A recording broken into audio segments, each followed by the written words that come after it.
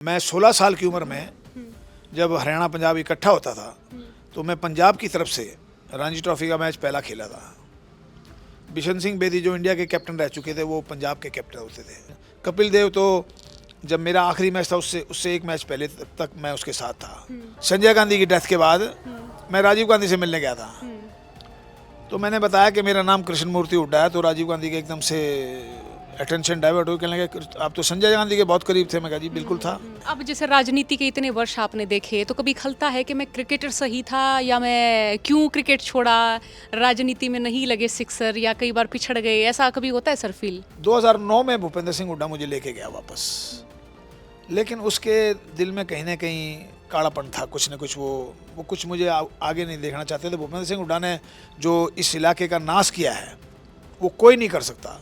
कि मेरे साथ ऐसे ऐसे हुआ कि मेरे पर डकैती का धारा लगा दी चौधरी देवीलाल ने। इंदिरा जी मुझे ऊपर से नीचे तक देखने लगी, इंदिरा गांधी की बता रहा हूँ मैं आपको। मुझे कहने लगे बेटे एक बता, तू इतना दुबला पतला, कांग्रेसी तो बिलों में घुसे हुए हैं। चौधरी देवीलाल भी बहुत गुस्से में थे। उन्होंने उस समय डीआईजी जो यहाँ के रेंज की डीआईजी थे उसको कहा कि कृष्ण मूर्ति हुड्डा जहाँ भी मिले उसको गोली मार देना। मुझे लेने के लिए 200 पुलिस वाले आए थे। लोग हैरान थे, यार ये इतनी पुलिस अदालत के सामने कैसे है। लेकिन ये भूपेंद्र सिंह हुड्डा और इसके फादर चौधरी रणबीर सिंह हरियाणा कांग्रेस के प्रधान थे। भूपेंद्र सिंह हुड्डा यूथ कांग्रेस का प्रधान था। ये इंदिरा गांधी को हथकड़ी लगी हुई छोड़ के ये दूसरी कांग्रेस में चले गए। एक और कांग्रेस में विभाजन हुआ था, दूसरी रेड्डी कांग्रेस थी। अगर मैं उनसे बहस में हार जाऊंगा तो मैं राजनीति से संन्यास लेके जाऊंगा, घर बैठ जाऊंगा। लेकिन हालत यह है कि वो कभी मेरी चैलेंज को, मेरी चुनौती को कभी स्वीकार नहीं करते। अच्छा, जब आपने पहली बार कांग्रेस छोड़ी, भूपेंद्र हुड्डा आपको मना के ले आते हैं कांग्रेस में, फिर ये सब कुछ फिर कैसे बिगड़ा? अच्छा, यहाँ से रोहतक का जब भी जिक्र आता है तो एक तस्वीर मेरे जहन में घूमती, वो है मनोहर लाल खट्टर की। पाकिस्तान से विस्थापित होकर निंदाना गांव में बसे, तो उनको लेकर कभी नहीं कहा गया कि ये, हालांकि देखा जाए तो जन्म से रोहतकी, वो पहचान से जो है उनको रोहतकी माना जाना चाहिए, लेकिन ऐसा नहीं रहा। इवन जब वो सीएम रहे तो तब भी ये नहीं कहा गया सत्ता का केंद्र या चौधर रोहतक में है, जैसे भूपेंद्र हुड्डा के लिए कहा जाता। ये कह सकते कि बतौर सियासी व्यक्ति तो भूपेंद्र हुड्डा के साथ हम ये कहें 36 का आंकड़ा आपका है, लेकिन बतौर व्यक्ति कैसा है? अब क्या बताएं, बतौर व्यक्ति भी कमज़ोर आदमी है, ढीला आदमी है। ये एजेंट बना रखे थे हर गांव में, 2-2 4-4, वो पैसे खा गए। भूपेंद्र सिंह हुड्डा पता है नहीं पता, मुझे नहीं पता, लेकिन वो लोगों से नौकरी लगाने के पैसे खा गए। राजकुमार सैनी को अगर एक बार भी मंच पे किसी पे ले आए तो कांग्रेस पार्टी का सुपड़ा साफ हो जाएगा। वीरेंद्र सिंह एक स्पेंट फोर्स है, एक चला हुआ कारतूस है। वीरेंद्र सिंह में कोई दम नहीं है। ये चुनाव वाटरलू है भूपेंद्र सिंह हुड्डा और उसके परिवार के लिए।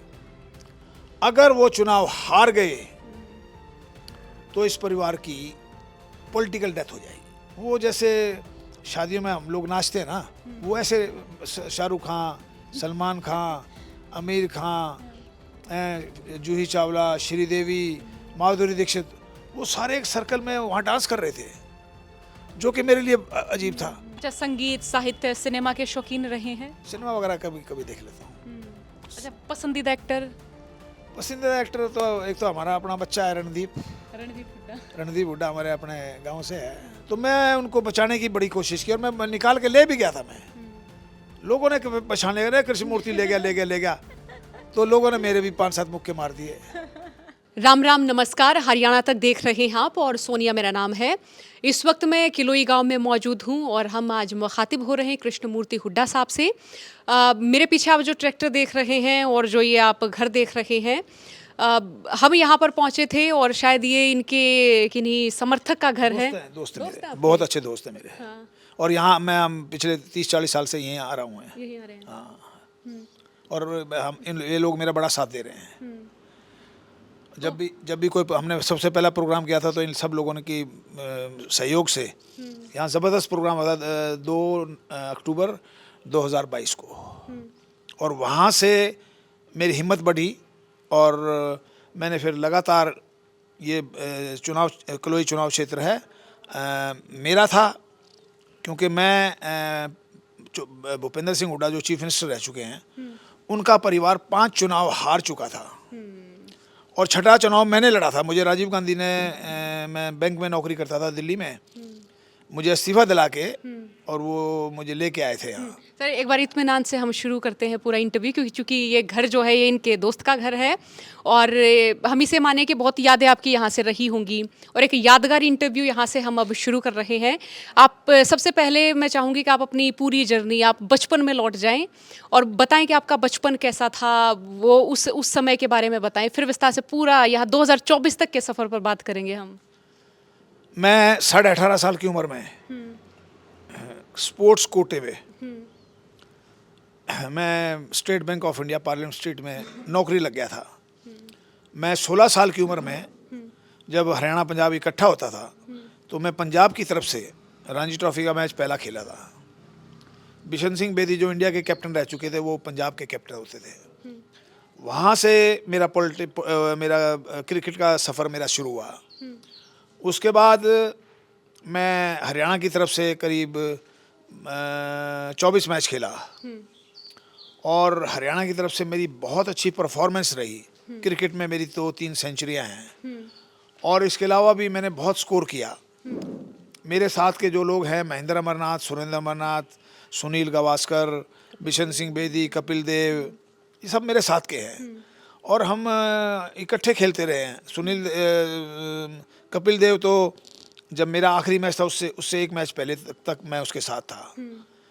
तो मैं जब पंजाब की तरफ से रणजी ट्रॉफी खेला उसके आधार पे मुझे बैंक में नौकरी मिली। फिर मैं वहाँ दिल्ली कॉलेज जो आजकल जाकिर हुसैन कॉलेज है उसके नाम से मैंने वहाँ एडमिशन लिया। वहाँ भी मेरा रिकॉर्ड है आज तक, उस बात को 55-56 साल हो चुके हैं। जो मैंने वहाँ एक मैच में 193 नॉट आउट किया था कॉलेज की तरफ से। उस कॉलेज की तरफ से आज तक इतना स्कोर किसी ने नहीं किया। और मेरी कैप्टनशिप में पहली बार जो जाकिर हुसैन कॉलेज है दिल्ली कॉलेज के नाम से था, पहली बार क्वार्टर फाइनल में पहुंचा था दिल्ली यूनिवर्सिटी के। तो यहाँ से मेरा कैरियर स्टार्ट हुआ। फिर मैं बैंक में यूनियन का मैं एक्टिव मेंबर बन गया। वहाँ एक बार आंदोलन हुआ था, उस आंदोलन में हम 3 आदमी सस्पेंड हुए थे, तो वो हम 7 साल सस्पेंड रहे। उस दौरान सस्पेंशन के दौरान मेरी मुलाकात चौधरी बंसीलाल के बेटे सुरेंद्र सिंह से होगी। सुरेंद्र सिंह ने मुझे कहा कि आपको NSUI का प्रेसिडेंट बना देते हैं 1974 में। तो मैं 1974 में NSUI का प्रेसिडेंट बन गया। फिर मैंने 74 में दाखिला ले लिया MA में महर्षि दयानंद विश्वविद्यालय में पॉलिटिकल साइंस में, और उसके बाद मैंने पीछे मुड़ के नहीं देखा। मैं उस समय संजय गांधी बहुत पावरफुल थे, मैं उनका भी सपोर्टर बन गया, उनसे भी मेरी मुलाकात होगी और उन्होंने मुझे 3 बार दूसरे देशों में इंटरनेशनल कॉन्फ्रेंसेस में स्टूडेंट्स की, मुझे एक बार बेलग्रेड भेजा, रोम भेजा, एक बार मॉस्को भेजा, एक बार कीव भेजा। तो जब मुझे इतना एक्सपोजर मिल गया तो फिर मेरा क्रिकेट से मेरा ध्यान पलट गया और मैं फुल फ्लेज पॉलिटिक्स में आ गया। ये 1974 में आप आ गए पॉलिटिक्स में। और पहले इससे अगर 74 से पहले की बात करूं तो गांव देहात में सर जैसे हम कुश्ती, कबड्डी इस तरह के खेल देखते थे, तो क्रिकेट की दिलचस्पी कहाँ से हुई? इसके पीछे कोई कहानी? ऐसा था कि देहात के लोग क्रिकेट में कभी दिलचस्पी नहीं लेते थे। मेरे जब फोटो आते थे अखबारों में, जब मैं सेंचुरी मारता था तो मेरे सभी अखबारों में फ़ोटो आते थे। तो जो पढ़े लिखे लोग थे हमारे देहात की पृष्ठभूमि वाले, वो पूछते थे यार ये कृष्णमूर्ति इतना अच्छा प्लेयर कैसे बन गया। तो हमारे लिए एक नई बात थी। अब तो मेरे बाद तो बहुत प्लेयर आ गए, एक के बाद एक, वीरेंद्र सहवाग भी आ गया और बहुत लोग आ गए जो जिनकी गांव की पृष्ठभूमि है। और मेरा परिवार जो है वो पॉलिटिकल परिवार है। मेरे परिवार का पहला MLC 1923 में मेरे ताऊ चौधरी टेकराम बने। मेरे ताऊ चौधरी टेकराम ने भूपेंद्र सिंह हुड्डा के दादा माथुराम नंबरदार उनको हराया था पहली बार। फिर उनका कत्ल हो गया था किसी वजह से। उसके बाद क्योंकि अंग्रेज़ों से हम लड़ते रहते थे, उसके बाद मेरा दूसरा ताऊ आया, 3 बार वो MLA रहा। 1989 में जब चौधरी देवीलाल ने यहाँ से रोहतक से चुनाव लड़ा और सीकर से लड़ा, उन्होंने दोनों जगह से जीत गए थे वो, तो उन्होंने सीकर की सीट तो रख ली और रोहतक से उन्होंने इस्तीफा दे दिया। तो चौधरी भजनलाल मुझे राजीव गांधी के पास ले गए कि जी ये परिवार पॉलिटिकल परिवार है और इस परिवार में 2 एमएलए पहले ही हैं और चौधरी छोटूराम के सपोर्टर रहे हैं ये, तो ये अच्छा मुकाबला कर सकते हैं। तो मुझे राजीव गांधी ने कहा कि चुनाव लड़ोगे, मैं कहा हाँ लड़ूंगा। तो मुझे कहने लगे राजीव जी कि कृष्णमूर्ति आप क्या करते हो? मैं कहा जी बैंक में नौकरी करता हूँ। कहने लगे जाओ इस्तीफा दे आओ और मैं आपको चुनाव लड़ाऊंगा। तो 1989 में वो इलेक्शन हो नहीं सका, इसलिए क्योंकि जो कांग्रेस का प्रत्याशी था चौधरी हरदवारी लाल, उन्होंने हाई कोर्ट में पिटीशन डाल रखी थी। तो वो हाई कोर्ट पहुंच गए, कहने लगे जी मेरी पिटीशन जब तक पेंडिंग है जब तक चुनाव कैसे हो सकता है? हाई कोर्ट ने कहा बिल्कुल ठीक है आपकी बात। तो उस समय वो चुनाव रोक दिया गया। फिर 1.5 साल बाद 1991 में पहली बार वो चुनाव हुआ, तो ये सीट लगातार कांग्रेस हार रही थी। चौधरी भूपेंद्र सिंह हुड्डा इसी चुनाव क्षेत्र से मेरे से पहले 2 बार चुनाव हार चुके थे, 82 में 87 में किलोई से। और उनके फादर चौधरी रणबीर सिंह वो 67 में और 77 में 2 चुनाव हार चुके थे। उनका बड़ा भाई 72 में चुनाव हार चुका था। तो कांग्रेस की लगातार हार हो रही थी, तो राजीव गांधी ने कहा भाई बदलाव करना चाहिए। तो राजीव गांधी ने मेरा इस्तीफा करा दिया और मैं पहली बार चुनाव लड़ा और मैं चुनाव जीता। मैं चुनाव जीत के लेबर मिनिस्टर बन गया। सर 1974 में राजनीति में एंट्री होती है आपकी, 1991 का पहला चुनाव होता आपका, आप जीतते भी है पहला चुनाव जीता। मैं उससे पहले 1982 में संजय गांधी की डेथ के बाद मैं राजीव गांधी से मिलने गया था। तो मैंने बताया कि मेरा नाम कृष्णमूर्ति हुड्डा है। तो राजीव गांधी के एकदम से अटेंशन डाइवर्ट हो, कहने लगे आप तो संजय गांधी के बहुत करीब थे। मैं कहा जी बिल्कुल था। कहने लगे आप बैठो मेरी गाड़ी में। वो मुझे प्राइम मिनिस्टर हाउस ले गए, इंदिरा जी से मिलाया कि ये संजय गांधी के बुरे वक्त में साथी रहे हैं। तो इंदिरा जी ने उसी वक्त कहा कि उसको फुर्तेदार को कह दो कि भजनलाल को कह के इनको चेयरमैन बना दें। तो 1982 में मैं हरियाणा सरकार के एक उपक्रम का चेयरमैन भी रहा हूँ।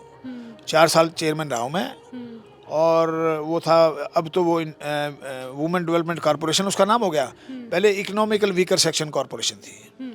तो पहली अपॉइंटमेंट मेरी 1982 में हुई और दूसरी अपॉइंटमेंट मेरी 1991 में हुई। तो 91 में एमएलए बन के बाद मैं लेबर मिनिस्टर बन गया हरियाणा का। और मेरी उपलब्धि सबसे बड़ी वो थी कि जो मिनिमम वेज मजदूरों का है वो मेरे वक्त में कंट्री में हाईएस्ट था। मुझे जो कांग्रेस के खिलाफ सीपीएम की यूनियन थी, बीजेपी की यूनियन थी, सोशलिस्ट पार्टी की यूनियन थी, उन्होंने भी मेरा, जब मैंने सबसे ज़्यादा मिनिमम वेज दिया तो उन्होंने भी मुझे सम्मानित किया था, अपोजिशन पार्टी के लोगों ने भी। तो मेरा बहुत अच्छा सफ़र रहा। मैं इंटरनेशनल लेबर कॉन्फ्रेंस में स्विट्ज़रलैंड गया था, जिनेवा में। वहाँ भी मैंने इंडस्ट्रियल सेफ्टी पे मैंने वहाँ भाषण किया था। वो भी मेरे लिए बहुत बड़ी बात थी कि पहली बार हरियाणा का कोई labour minister international labour conference में जिनेवा स्विट्ज़रलैंड में गया। अच्छा, फिर आगे का सफ़र, जैसे 1991 की हम ये बात कर रहे हैं, फिर आगे का सफ़र किस तरह से रहता है? अब राजनीति में एंट्री हम माने कि बड़ी धमाकेदार हुई, कि जीत हुई, जो काम करते रहे उसकी चौतरफा तारीफ होती रही। फिर आगे सर क्या था, राजीव गांधी तो मुझे लोकसभा के लिए उन्होंने मुझे तैयार किया था। 91 में राजीव जी ने मुझे बुला के कहा भाई मैंने तेरा इस्तीफा कराया है, लोकसभा के लिए तेरा इस्तीफा कराया था, तू बता लोकसभा लड़ेगा या विधानसभा। मेरे में ये था कि मेरे एक वो था कि मैंने एक बार मिनिस्टर बनना है। तो मैंने राजीव जी को कहा, राजीव जी मैं तो एमएलए लड़ना चाहता हूँ, बाकी अगर आप कहोगे मैं लोकसभा लड़ूँ तो मैं लोकसभा भी लड़ने को तैयार हूँ। तो राजीव जी ने कहा कि नहीं आप एमएलए लड़ो, लोकसभा किसी और को देखते हैं। तो मुकद्दर का एक बात होती है कि अगर मैं उस बार लोकसभा लड़ता तो जीता। भूपेंद्र सिंह हुड्डा उस समय लोकसभा लड़े और वो यहाँ से 5 चुनाव हार चुके थे। ये कौन सा सन रहा सर? 91 में भूपेंद्र सिंह हुड्डा पहली बार मतलब लोकसभा लड़े। उससे पहले 2 विधानसभा हार चुके थे। तो वो ओवरऑल तो जीत गए, लेकिन 9 एमएलए के हल्के होते हैं, उससे एक लोकसभा बनती है। 6 विधानसभा में वो हारे, जिसमें किलोई उसका घर था, उसमें भी हारे वो, लेकिन मैं जीता। और मुकद्दर की बात है कि वो जब जीत के गए, देवीलाल जैसे बड़े कद वाले जो डिप्टी प्राइम मिनिस्टर थे देश के, उनको हराया। मैं लड़ता मैं भी जीता, तो ये मुकद्दर का खेल होता है। उसके बाद अगले इलेक्शन में मेरा भाई, जिसको मैंने सरपंच बनाया था गांव का, चौधरी बंसीलाल ने मेरे खिलाफ खड़ा कर दिया उसको। अच्छा, ये आपके सगे भाई? मेरे सगे ताऊ के लड़के, सगे ताऊ के लड़के। एक ही परिवार था, पहले हम दोनों इकट्ठे चुनाव लड़ते थे। वो सरपंची का लड़ते थे तो मैं उनकी मदद करता था, मैं एमएलए लड़ता था वो मेरी मदद करते थे। अब एक परिवार में डिवीजन हो गया, 17,000 वोट मेरी आई, 19,000 वोट उसकी आई, और 24,000 वोट हमारा जीत गया। और उस समय हमारी दोनों की लोगों की कैंसिल बहुत हुई, 5,000 से ज़्यादा वोट कैंसिल हुई। तो यहाँ आके मुझे सेटबैक मिल गया बहुत। तो यहाँ के मैं दोबारा फिर भूपेंद्र सिंह हुड्डा गए, वो चीफ मिनिस्टर बन गए, तो मैं फिर पॉलिटिक्स में पिछड़ गया। लेकिन मैं दिल्ली यूनिवर्सिटी में भी जब पढ़ता था, उस समय भी मैं वहाँ पहले डायरेक्ट इलेक्शन नहीं होते थे, इनडायरेक्ट इलेक्शन होते थे। पहले सुप्रीम काउंसिल बनती थी, सुप्रीम काउंसिल के जो सुप्रीम काउंसिलर होते थे वो प्रेसिडेंट का इलेक्शन कराते थे। तो 1967-68 में मैं दिल्ली यूनिवर्सिटी की सुप्रीम काउंसिल का मेंबर भी रहा हूँ। और उसके बाद मैं क्रिकेट में बीसीसीआई में मुझे नॉमिनेट किया गया, जो उनकी टेक्निकल कमेटी सबसे बड़ी कमेटी होती है, जो ये फैसला करती हैं कि कितने मैच कहाँ होंगे और कौन से नए रूल्स बनेंगे। मैं उसका 4 साल मैं मेंबर रहा हूँ। बॉम्बे जाता था, मीटिंग होती थी वहाँ, और वहाँ ये फैसले होते थे, भाई कोई नया कानून में चेंज करने का सुझाव आता था, उसके बारे में हम चर्चा करते थे। और बीसीसीआई की मैं आईपीएल में भी मैं रहा, उनकी जो छोटे छोटे सेंटर्स पे ना, जैसे ग्वालियर है, भोपाल है, कोटा है, सहारनपुर है, यहाँ हम ना बड़े बड़े आईपीएल के बड़े सैटरडे संडे को बड़े पर्दे लगा के हम लोगों को मैच दिखाते थे।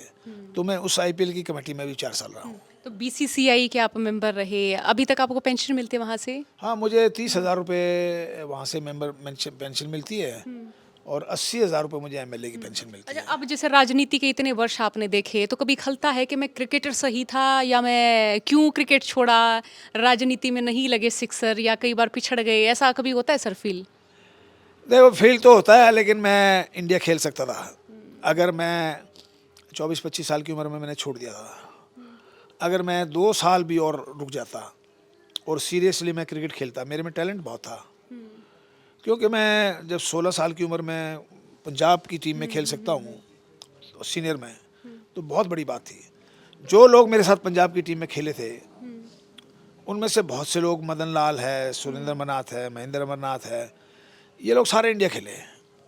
तो मेरे लिए इंडिया खेलना कोई बड़ी बात नहीं थी, लेकिन मेरी किस्मत में नहीं था। किस्मत से मिलता सब कुछ। अब यह है कि भूपेंद्र सिंह हुड्डा हम इकट्ठे, हमारी एंट्री थी, वो पहले 2 चुनाव हार चुका था, फिर भी उसको एक ब्रेक सही टाइम पे मिल गया, देवीलाल को हरा दिया, उसके बाद कहीं का कहीं पहुंच गया। तो ये अशोक गहलोत मेरा कुलीग रहा है, जो राजस्थान का चीफ मिनिस्टर है। आप मेरे घर उसकी फ़ोटो देखोगे, आप हैरान हो गए कि भाई ये देखो, ये कुछ भी नहीं था आदमी। अशोक गहलोत राजस्थान का चीफ एनएसयूआई का प्रेसिडेंट होता था, मैं हरियाणा का था। आनंद शर्मा है, जो हिमाचल से है, केंद्र में इंडस्ट्री मिनिस्टर भी रहे हैं, वो भी हमारे साथ, वो भी जनरल सेक्रेटरी थे एनएसयूआई का। तो एनएसयूआई के बहुत लोग हैं ना, वो बहुत दूर तक पहुँचे हैं। तो ये हमारा इस प्रकार के सफ़र रहा है। अच्छा, फिर हम ये माने कि कोई भी व्यक्ति किसी भी पार्टी से जब जुड़े होते हैं और उस पार्टी से जब छोड़ने का मन होता है, तो बहुत ज़्यादा ये होता है, इमोशनल फील होता होगा, दिल से कटा फील होता होगा, और बहुत कुछ चल रहा होगा भीतर ही भीतर, बहुत सारे द्वंद्व में रहेंगे आप। तो कांग्रेस छोड़ने का विचार फिर किस तरह से, और वो कितना मुश्किल था? देखिए, कांग्रेस छोड़ने का तो भूपेंद्र सिंह हुड्डा की वजह से कांग्रेस छोड़ी हमने, नहीं हम कांग्रेस नहीं छोड़ते। अच्छा, गांव देहात में जैसे मैं ऐसा जिक्र सुनती थी कि आप जब साथ चलते थे, आप दोनों के साथ में चित्र देखते थे, तो आप गुरु की तरह लगते थे। गुरु ऐसे लोग गांव देहात के मानते थे या मानते हैं? नहीं, हम दोनों भाई थे। वो मेरे से 1 सवा साल बड़ा है। मैंने बचपन से मैं सुनती आई हूँ ऐसे किस्से के, 2 हुड्डा हैं, एक आपको गुरु जैसा बताते थे, उनको शिष्य जैसा बताते थे। मुझे खुद वो तो अब बहुत बड़ा हो गया, वो तो गुरु हो गया अब। तो वो चीफ मिनिस्टर बन गया ना, तो चीफ मिनिस्टर बनने के बाद तो आदमी का फिर दिमाग ख़राब हो जाता है। लेकिन मैंने उसके साथ पॉलिटिक्स की है, 10 साल उसके साथ रहा हूँ।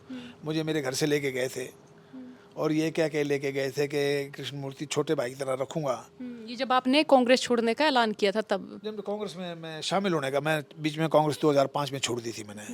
जब ये चीफ मिनिस्टर बने थे उस समय कांग्रेस छोड़ दी थी मैं। ऐसा क्यों? भजन लाल के मुझे इग्नोर किया था, मुझे बुरी तरह से इग्नोर किया गया था, इसलिए मैं कांग्रेस छोड़ गया। मैं भजन लाल की पार्टी में चला गया था। भजन लाल के साथ मैंने 29 साल काम किया और उनके साथ 5 साल एज ए चीफ मिनिस्टर, 4 साल एज ए चेयरमैन। उन्हीं के वक्त में मैं 9 साल सरकार में रहा हूँ। तो 2005 में मैंने पार्टी छोड़ दी थी। 2009 में भूपेंद्र सिंह हुड्डा मुझे लेके गया वापस, लेकिन उसके दिल में कहीं ना कहीं कालापन था, कुछ न कुछ वो कुछ मुझे आगे नहीं देखना चाहते थे। भूपेंद्र सिंह हुड्डा ने जो इस इलाके का नाश किया है वो कोई नहीं कर सकता। लीडरशिप ख़त्म कर दी। जिस गांव में आप बैठे हुए हो, इस गांव का एक होनहार लड़का था विनोद हुड्डा, जो जिला परिषद का चेयरमैन था रोहतकी का। उसका बेचारे का नाश कर दिया, उसको उसकी बिल्डिंगें गिरा दी, उसको चेयरमैन से हटा दिया। कोई नया लड़का अपकमिंग देहात का अगर कोई आया है तो इस परिवार ने उसको उभरने नहीं दिया। और वही मेरे साथ थी कि उसका ये था कि उभरने नहीं देंगे। अब उसके मुकाबले में हम आ गए सामने।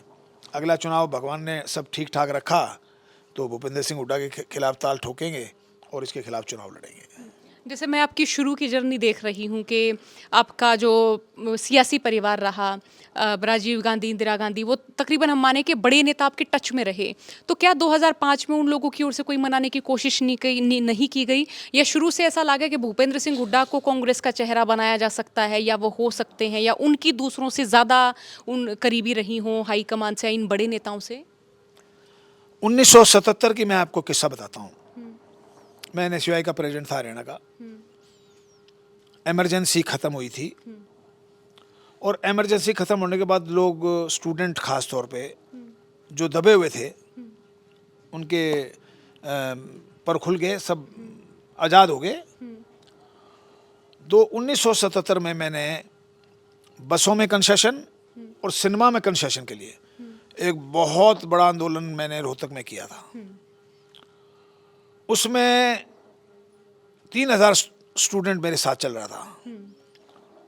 थोड़ा बहुत तोड़ फोड़ भी हो जाती है, जब स्टूडेंट चलते हैं 3-3 हज़ार तो हो जाती है। तो तोड़ फोड़ हुई और रोहतक के मेडिकल मोड़ पे ज़बरदस्त लाठीचार्ज हुआ और उस आंदोलन का इतनी पब्लिसिटी हुई कि इंदिरा जी तक भी वो खबर सुर्खियों में पहुंची। मैं इंदिरा जी से मिलने चला गया। मैंने कहा जी मेरे साथ ऐसे ऐसे हुआ कि मेरे पे डकैती का धारा लगा दी चौधरी देवीलाल ने। इंदिरा जी मुझे ऊपर से नीचे तक देखने लगी। इंदिरा गांधी की बता रहा हूँ मैं आपको। मुझे कहने लगे बेटे एक बता, तू इतना दुबला पतला, कांग्रेसी तो बिलों में घुसे हुए हैं और तू आंदोलन कर रहा है। मुझे एक बात समझ नहीं आ रही। कहता कांग्रेसी तो इतने डरे हुए थे उस समय, उसका राज था मोरारजी देसाई का, चौधरी चरण सिंह, अटल बिहारी वाजपेयी सारे थे, अपोजिशन पार्टी पावर में आई थी। ये समझ नहीं आ रहा कि उन्हें आंदोलन इतना बड़ा कैसे खड़ा कर दिया, क्योंकि दिल्ली के अखबारों में सुर्खियों में थी। तो इंदिरा जी ने मुझे कहा कि बेटे एक तो अभी जाना ना, आपको पुलिस पीटेगी, और वो सामने संजय खड़ा है, संजय गांधी, आप उससे जाके मिलो। मैं संजय गांधी से मिलने गया। संजय गांधी कहने लगा यार तू बड़ा बहादुर आदमी है, तूने इतना बड़ा आंदोलन खड़ा कर दिया है, हमें तो ऐसे आदमी की ज़रूरत है, और तुझे किसी प्रकार की लीगल ज़रूरत पड़े तू मुझे बताना, मैं यहाँ से दिल्ली से वकील भेजूँगा आपके लिए। मेरा हौसला बढ़ा दिया और मुझे कहा कि किसी चीज़ की ज़रूरत पड़े हमें बताना। तो उसमें चौधरी देवीलाल का नया नया राज आता है। 1977 में जब यहाँ इतना बड़ा आंदोलन हुआ तो चौधरी देवीलाल खुद आए रोहतक में देखने के लिए कि भाई कितना तोड़फोड़ हुई है, कितना नुकसान हुआ है। और पहली बार मेरी सरकार के खिलाफ इतना स्टूडेंट इतने कैसे इकट्ठे हो गए। तो चौधरी देवीलाल आए तो आते उन्होंने कहा भाई किसने कराया? कि जी कृष्ण मूर्ति हुड्डा ने कराया, कांग्रेसियों ने। कांग्रेसियों से उस समय 77 में आम आदमी को बड़ी नफरत होती थी। तो उसने कहा वो कृष्ण मूर्ति वो हरिराम का छोरा? बोला हाँ जी हाँ। तो मेरे पिताजी को जानते थे, मेरे घर आते रहते थे चौधरी देवीलाल। तो चौधरी देवीलाल भी बहुत गुस्से में थे। उन्होंने उस समय DIG जो यहाँ के रेंज की DIG थे उसको कहा कि कृष्ण मूर्ति हुड्डा जहाँ भी मिले उसको गोली मार देना। तो मुझे ऑर्डर आ दिया लोगों ने कि यहाँ तो पुलिस वो करेगी। लेकिन इंदिरा जी ने मुझे कहा था कि आप इतनी जल्दी ना जाना, 6-7-8 दिन के बाद आप जाना आराम से। और 6-7-8 दिन के बाद मैं जब मैं सीधा कोर्ट में मैं सरेंडर किया मैंने। ये मेरी लाइफ का स्टार्ट, पॉलिटिकल कैरियर स्टार्ट यहाँ से हुआ था। तो जिस समय हुआ तो मुझे लेने के लिए 200 पुलिस वाले आए थे। लोग हैरान थे, यार ये इतनी पुलिस अदालत के सामने कैसे है। वो कहता क्या बात हो गया था, वो कृष्णमूर्ति हुड्डा ने सरेंडर किया है। तो मैं 1 महीना मैं जेल में रहा। उसके बाद फिर स्टूडेंट ने आंदोलन किया। आंदोलन करने के बाद फिर सरकार ने हमारे केस वापस किए। तो यहाँ से मेरा पॉलिटिकल कैरियर स्टार्ट हुआ। उसके बाद मैंने मुड़ के नहीं देखा। मैं 4 साल चेयरमैन रहा, 5 साल मिनिस्टर रहा, और मिनिस्टर भी मैं हरियाणा का सबसे सक्सेसफुल, आज तक के लेबर मिनिस्टरों में सबसे सक्सेसफुल लेबर मिनिस्टर रहा। मारुति कंपनी में हड़ताल हुई थी। आप हैरान हो गए, मारुति कंपनी का एमडी बहुत बड़ा आदमी होता है।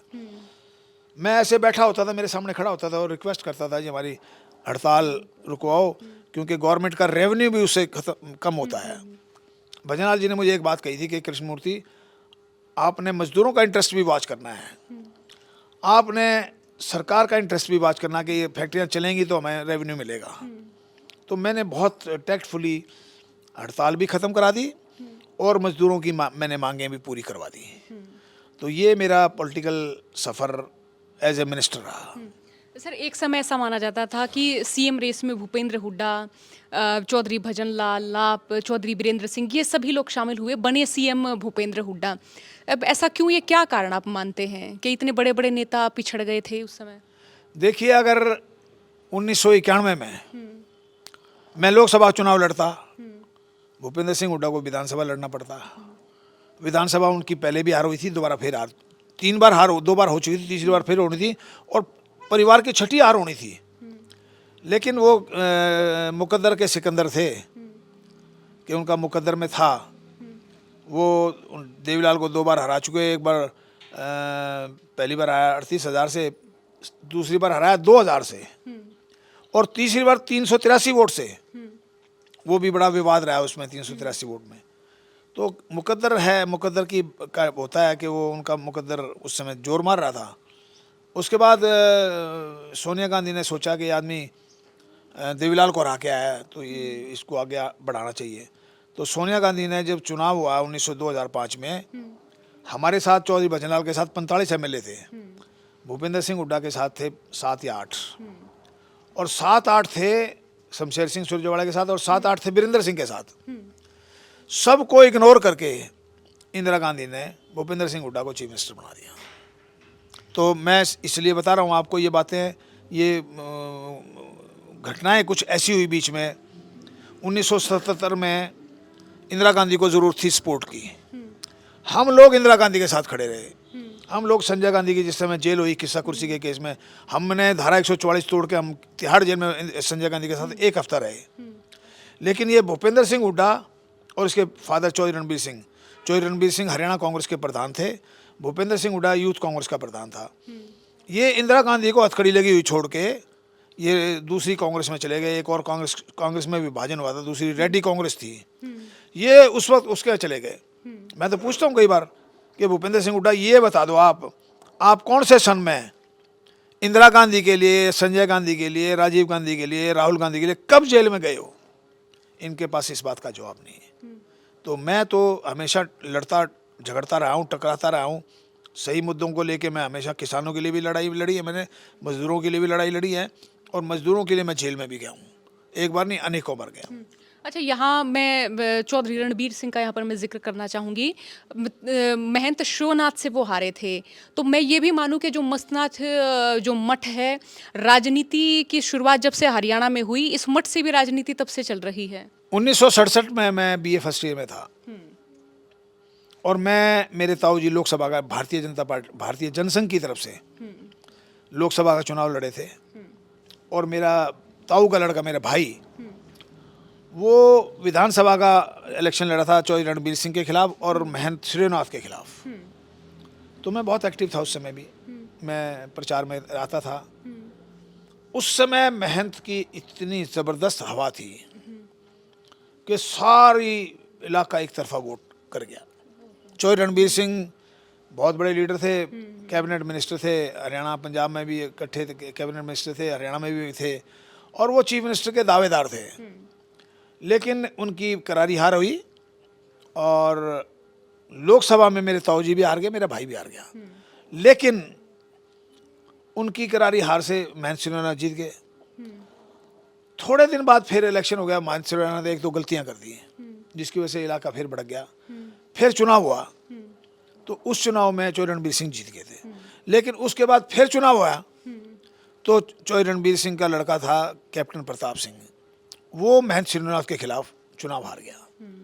तो ये इनके परिवार के लगातार 5 इलेक्शन लगातार हारे हैं ये, तो उससे इनकी मामला ख़राब हो गया। और मैं पहली बार मैंने इनकी दादालाई तोड़ी। दादालाई का मतलब इनकी रियासत थी कि चाहे हारे हो चाहे जीतो, इनको हमेशा टिकट मिलता था। 1991 में मैं पहली बार इनका टिकट मैंने छीन के और मैंने इलेक्शन लड़ा, 91 और 96 में। राजनीति का पूरा क्षेत्र जो यही रहा, गढ़ी सांपला किलोई रोहतक पूरा। मेरे वक्त में तो किलोई किलोई था नाम इसका। गढ़ी सांपला तो परिसीमन हुआ ना 2009 में, जब इसका नाम गढ़ी सांपला किलोई आया। अब मेरा मन है अगर पार्टी मुझे टिकट देगी तो मैं गढ़ी सांपला किलोई से विधानसभा का चुनाव भूपेंद्र सिंह हुड्डा के खिलाफ लड़ना चाहता हूँ। अगर पार्टी किसी और को टिकट देगी तो मैं उस आदमी को सपोर्ट करूँगा। मैं डिसिप्लिन्ड हूँ, कांग्रेस में भी सारी उम्र मैं डिसिप्लिन में रहा, अब भारतीय जनता पार्टी में आया हूँ, वहाँ भी मैं डिसिप्लिन में रहूँगा। अच्छा, चौधरी भूपेंद्र सिंह हुड्डा को मैं कई मंचों पर फिलहाल देखती हूँ, एक भावुक सी अपील करते नजर आते हैं कि भाई हो सके मेरा आखिरी चुनाव है, जोर मार दो। तो इसे मैं क्या मानूं कि ये उनका एक तरह के इमोशनल कार्ड है, या फिर वाकई वो सियासी तौर पे ये फील कर रहे हैं कि अब सियासी करियर जो है उनका वो अंतिम चरण में है उम्र के लिहाज से, या फिर मैं ये मानूं कि अब वो चाहते हैं कि दीपेंद्र हुड्डा आगे बढ़ें। 10 साल वो यहाँ के चीफ मिनिस्टर रहे, अगर उनने काम किया होता तो अपील करने की जरूरत नहीं पड़ती। 10 साल वो दूसरे चक्रों में लगे रहे और इलाके को इन्होंने संभाला नहीं। यहाँ तो 5 साल में एक बार आते हैं, वो इमोशनल वोट की अपील करते हैं, भाई मेरा आखिरी इलेक्शन है। अरे भाई आपका आखिरी इलेक्शन, हमारा भी तो आखिरी इलेक्शन है, हम भी, हमारा उसका 1 साल का फ़र्क तो है सिर्फ मेरा भूपेंद्र सिंह का। तो अगर इन्होंने काम किया होता ना, इन्होंने, आप अगर जाके लोगों से पूछेंगे ना, तो इतना नौकरियों में भेदभाव किया। हर गांव में 2-3 एजेंट छोड़ रखे थे इन्होंने। वो फैसला करते थे गांव में किसकी नौकरी लगेगी, किसका काम होगा। उन एजेंटों ने इनका भट्ठा बिठा दिया और उन एजेंटों में इनके परिवार के लोग भी हैं। अब हालत ये है कि लोग इनको लिपटते हैं कि हमारे काम नहीं हुए, हमारे काम नहीं हुए। काम नहीं होने वालों की संख्या बहुत ज़्यादा है, काम होने वालों की संख्या कम है। तो अब आने वाला इलेक्शन उनके लिए बड़ा टफ होगा, क्योंकि लोग, प्रजातंत्र में लोग हिसाब किताब तो मांगते हैं कि आप 10 साल चीफ मिनिस्टर रहे, इस इलाके ने उनको 8 बार MP और 5 बार MLA बनाया। मैं तो सिर्फ 1 बार बनाऊँ। मैं आपके मंच, आपके चैनल के माध्यम से भी मैं उनको चैलेंज करता हूँ कि किसी गांव में आप मेरे साथ चौपाल में, किसी भी चौपाल में सार्वजनिक मंच से आप मेरे से बहस करें। मैं 1 बार की बात बताऊंगा, वो अपनी 13 बार जीते हैं, 13 बार की हिसाब किताब दें। अगर मैं उनसे बहस में हार जाऊंगा तो मैं राजनीति से संन्यास लेके जाऊंगा, घर बैठ जाऊंगा। लेकिन हालत यह है कि वो कभी मेरी चैलेंज को, मेरी चुनौती को कभी स्वीकार नहीं करते।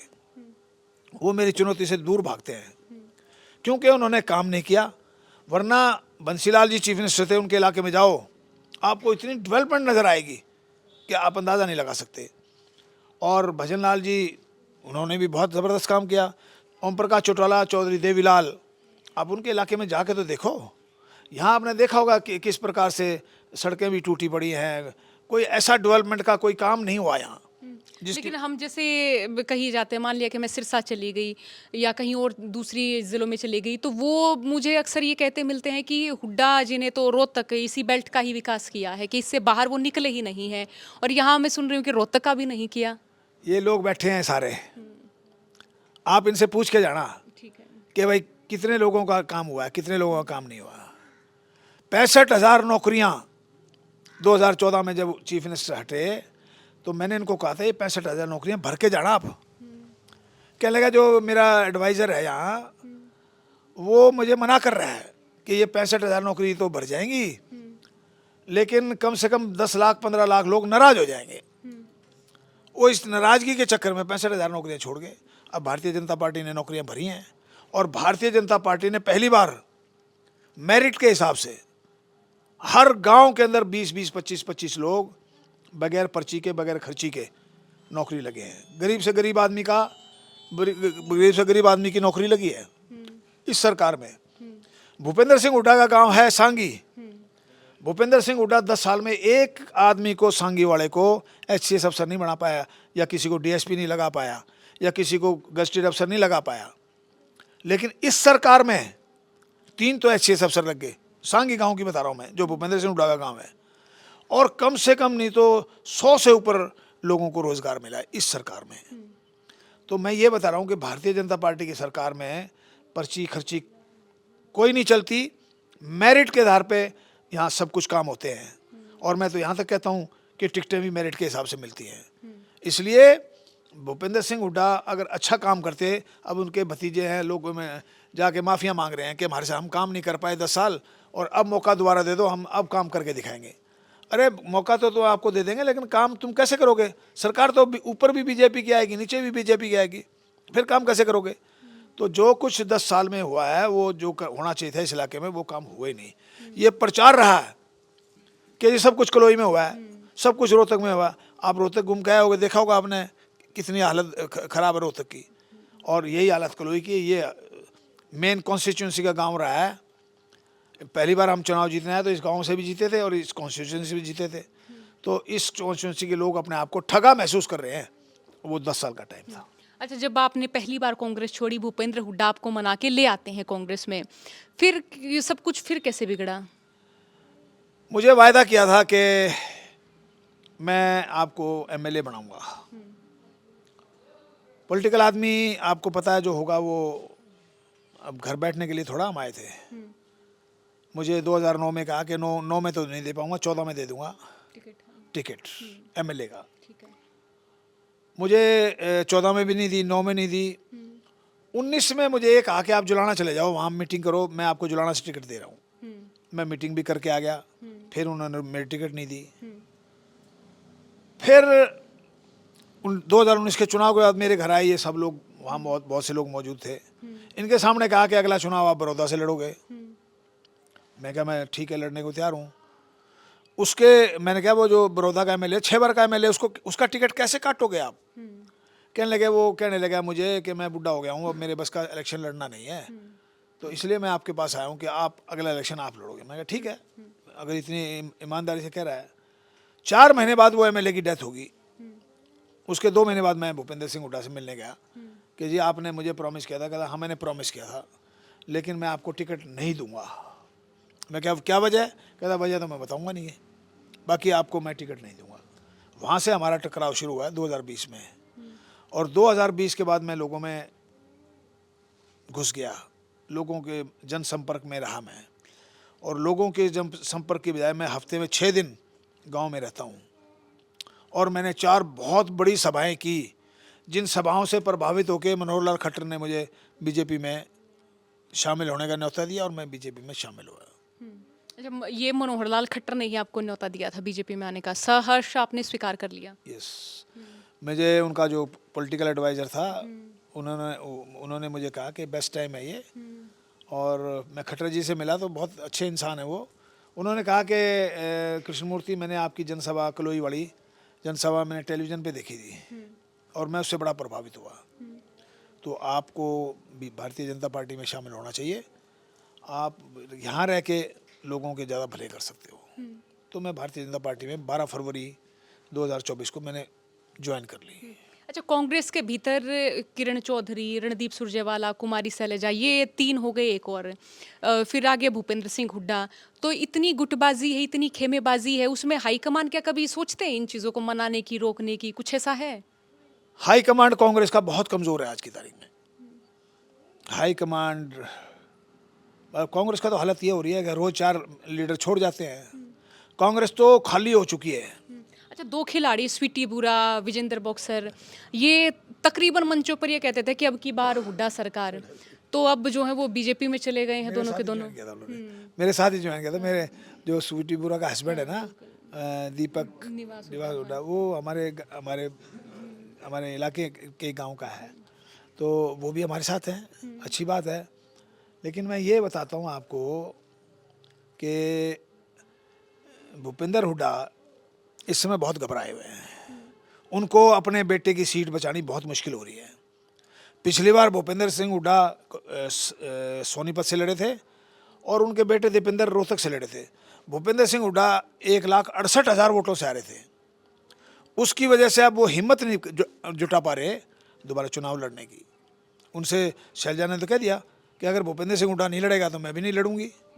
तो कांग्रेस में तो खलबली मची हुई है, कांग्रेस तो खाली हो रही है। 4 लीडर तो कल ही ज्वाइन छोड़ गए कांग्रेस को, चलो छोड़ के बीजेपी में आ गए हैं। तो जहाँ तक कांग्रेस का सवाल है, कांग्रेस का तो दिन पे दिन सफाया होता जा रहा है। महात्मा गांधी जी ने कहा था कि कांग्रेस जब तक देश में स्वतंत्रता नहीं मिलेगी, जब तक कांग्रेस रहेगी। जिस दिन कांग्रेस आज़ाद हो जाएगा उस दिन इस कांग्रेस को हम ख़त्म कर देंगे। तो अब तो कांग्रेस को ख़त्म कर देना चाहिए और दूसरी किसी पॉलिटिकल पार्टी के नाम से इनको आगे आना चाहिए। कांग्रेस के नाम से लोगों में वोट नहीं है। लेकिन क्या हम ये माने कि इस क्षेत्र में कई सारे ऐसे गांव रहे जिनमें मैं ये कहूँ कि जाट वोटरों का लगातार दबदबा रहा, ऐसा आकलन है, ऐसा माना जाता है कि उनका भूपेंद्र सिंह हुड्डा की ओर झुकाव है, या वो जो वोट बैंक वो भूपेंद्र हुड्डा के पास है? यही जाट वोट भूपेंद्र सिंह हुड्डा के फादर भूपेंद्र सिंह हुड्डा, इनके भाई, इनको हराते थे।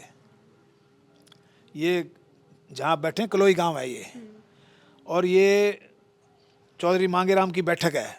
रोहतास काला जो है वो उनका बेटा है, उनकी ये बैठक है, जानी मानी बैठक। कोई आदमी जो बाहर से आता है वो इस बैठक में आता है।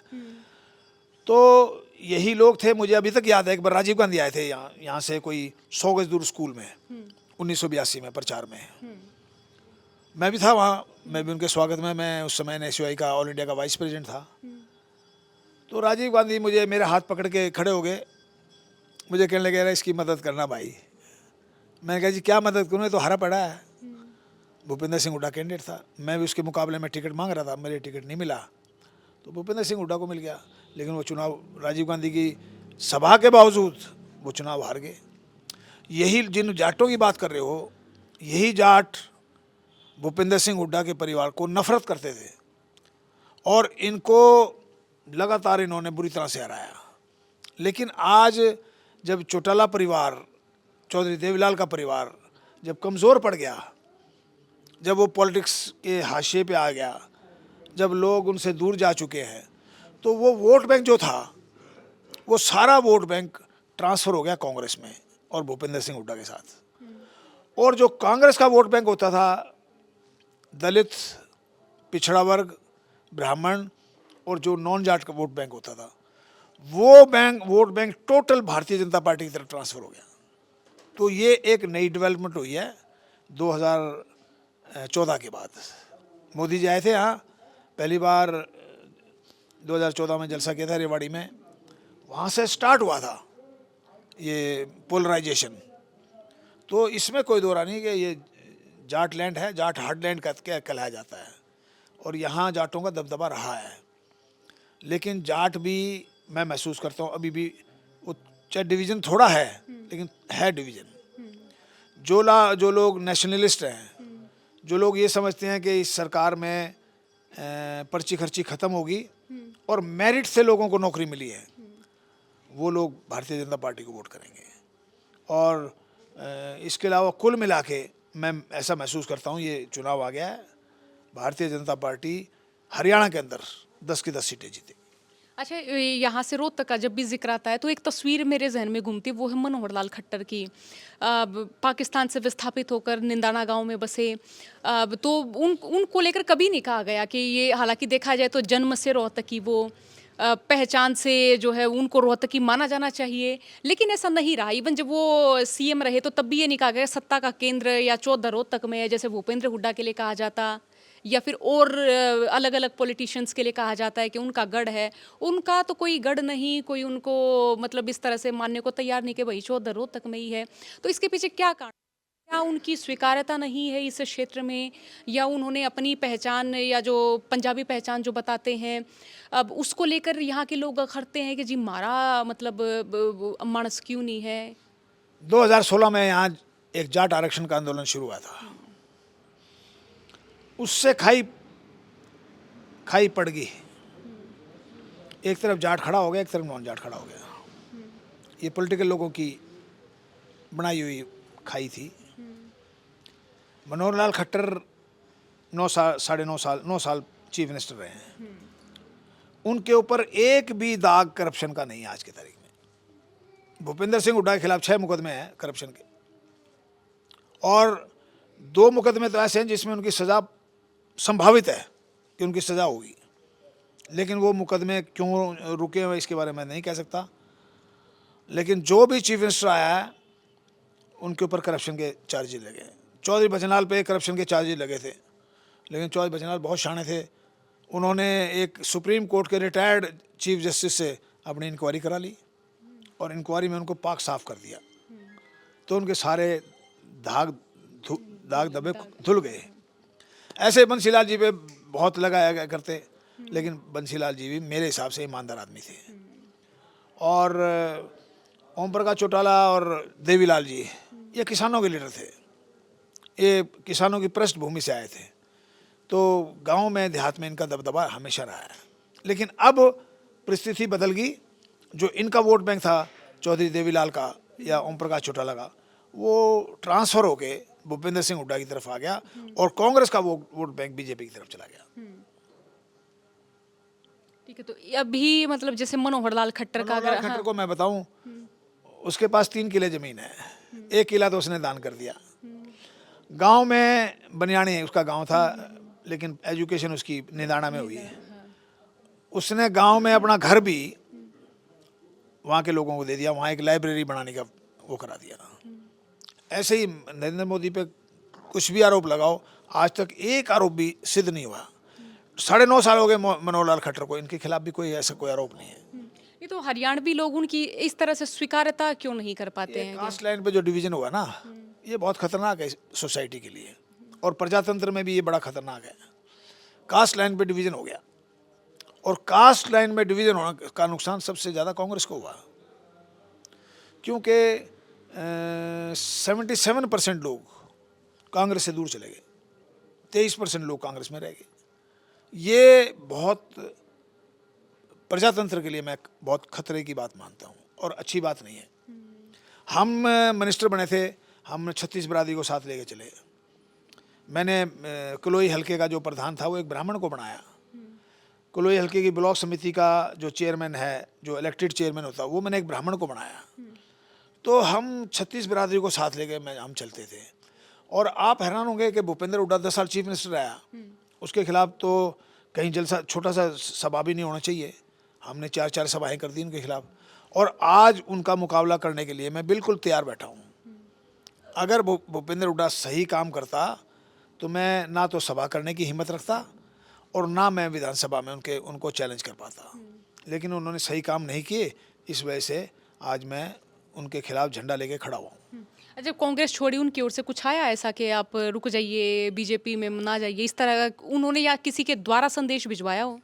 एक एक्स एमएलए ने मुझे कहा था, 12 को मैंने पार्टी ज्वाइन करनी थी, 10 को मैंने कांग्रेस छोड़ दी थी। वो एक्स एमएलए कहने लगा, यार हुड्डा साहब कह रहे हैं आपको पंचकुला से लड़ा देते हैं। अरे मैं कहा, यार तुम पहले हमें कई बार मीठी गोली चुसवा चुके हो, कई बार आपने वायदे किए हैं, आपके वायदे सारे झूठे हैं। अब मैं कमिटमेंट का आदमी हूँ, मैंने एक वचन दे दिया मनोहर लाल खट्टर को, तो मैं अब अपना 12 को बीजेपी ज्वाइन करूँगा, और मैंने 12 को फिर बीजेपी ज्वाइन की। बीच बीच में उनके ऑफ़र आते रहे हैं। एक मीटिंग भी हुई थी मेरी और हुड्डा साहब की 2020 या 21 में। उसमें मैंने कहा मुझे सोनीपत से लड़ा दो लोकसभा। कह रहा नहीं, मैं आपको चुनाव नहीं लड़ा सकता।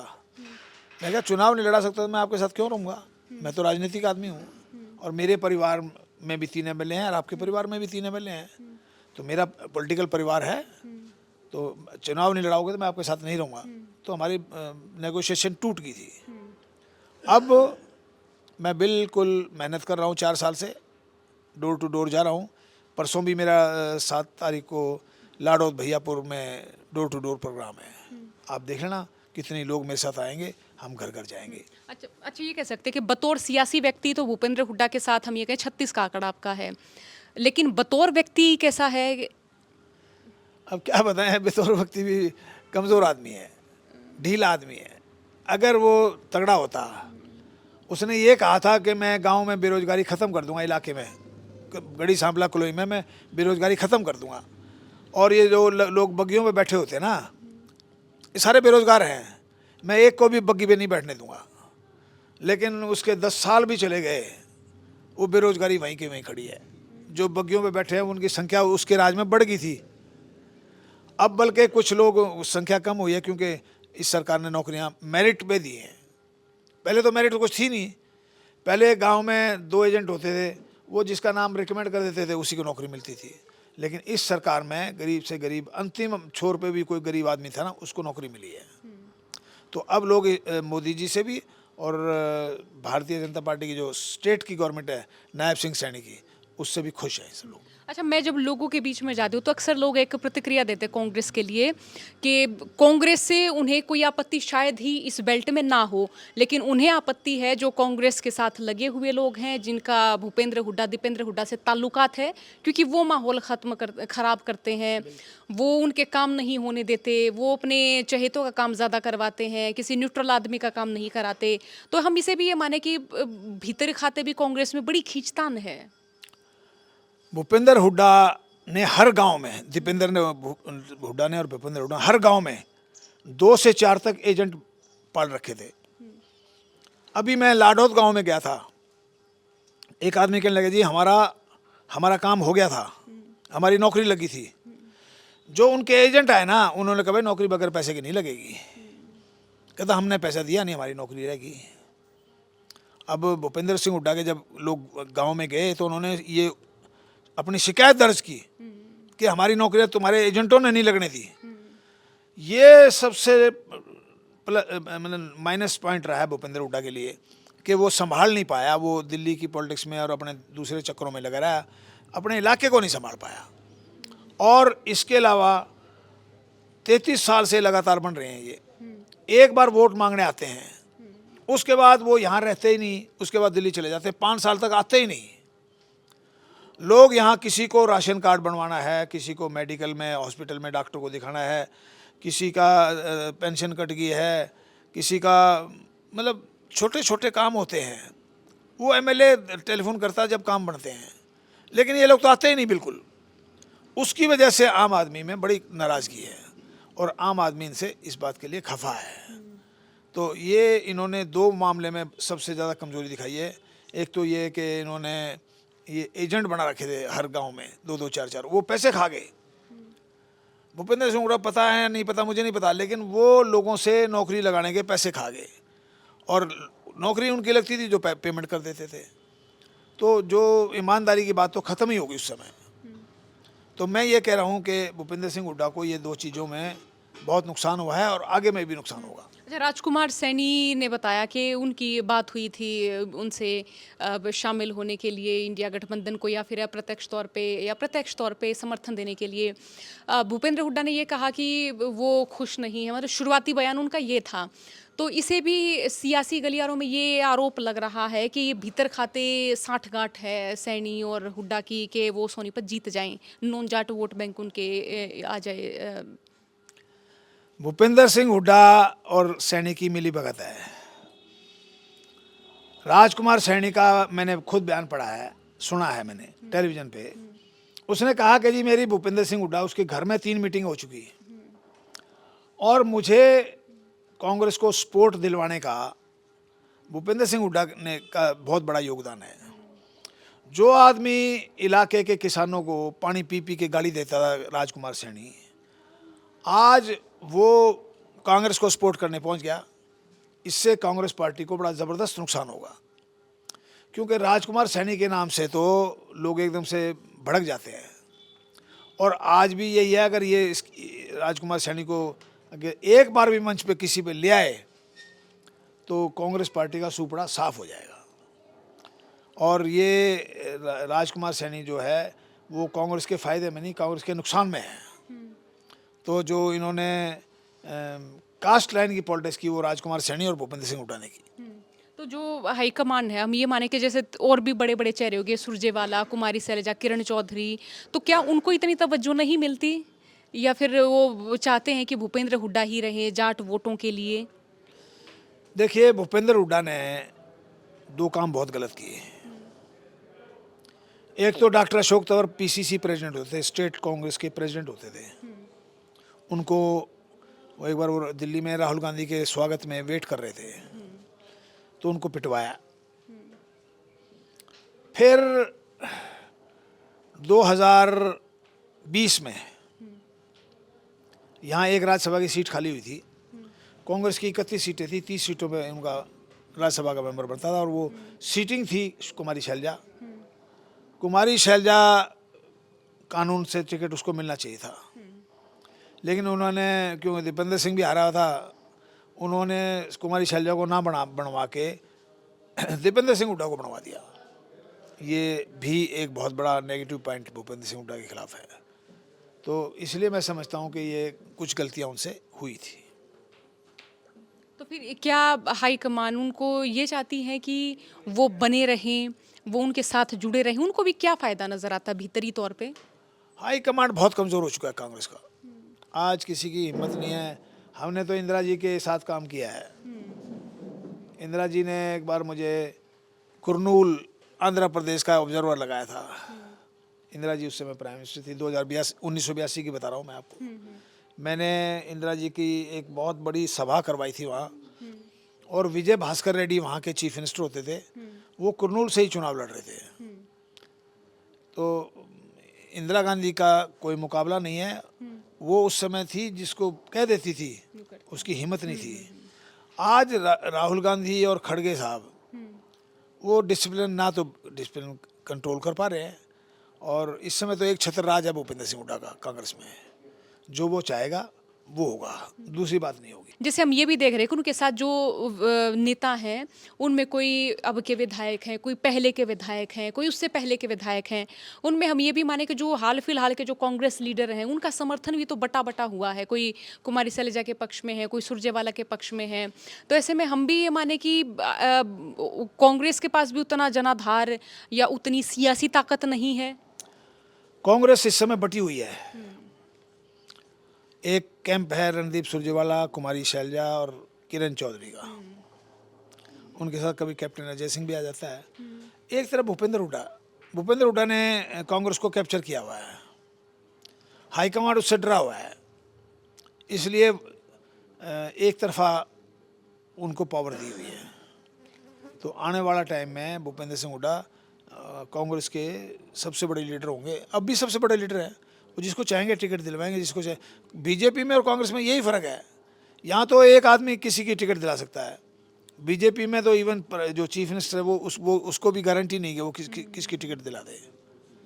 तो मैं यही कह रहा हूँ कि भूपेंद्र सिंह हुड्डा का मेरा अनुमान है कि उनकी अंतिम पारी है, और मैं तो उनकी शुभकामना करता हूँ कि वो अपने मिशन में कामयाब हों।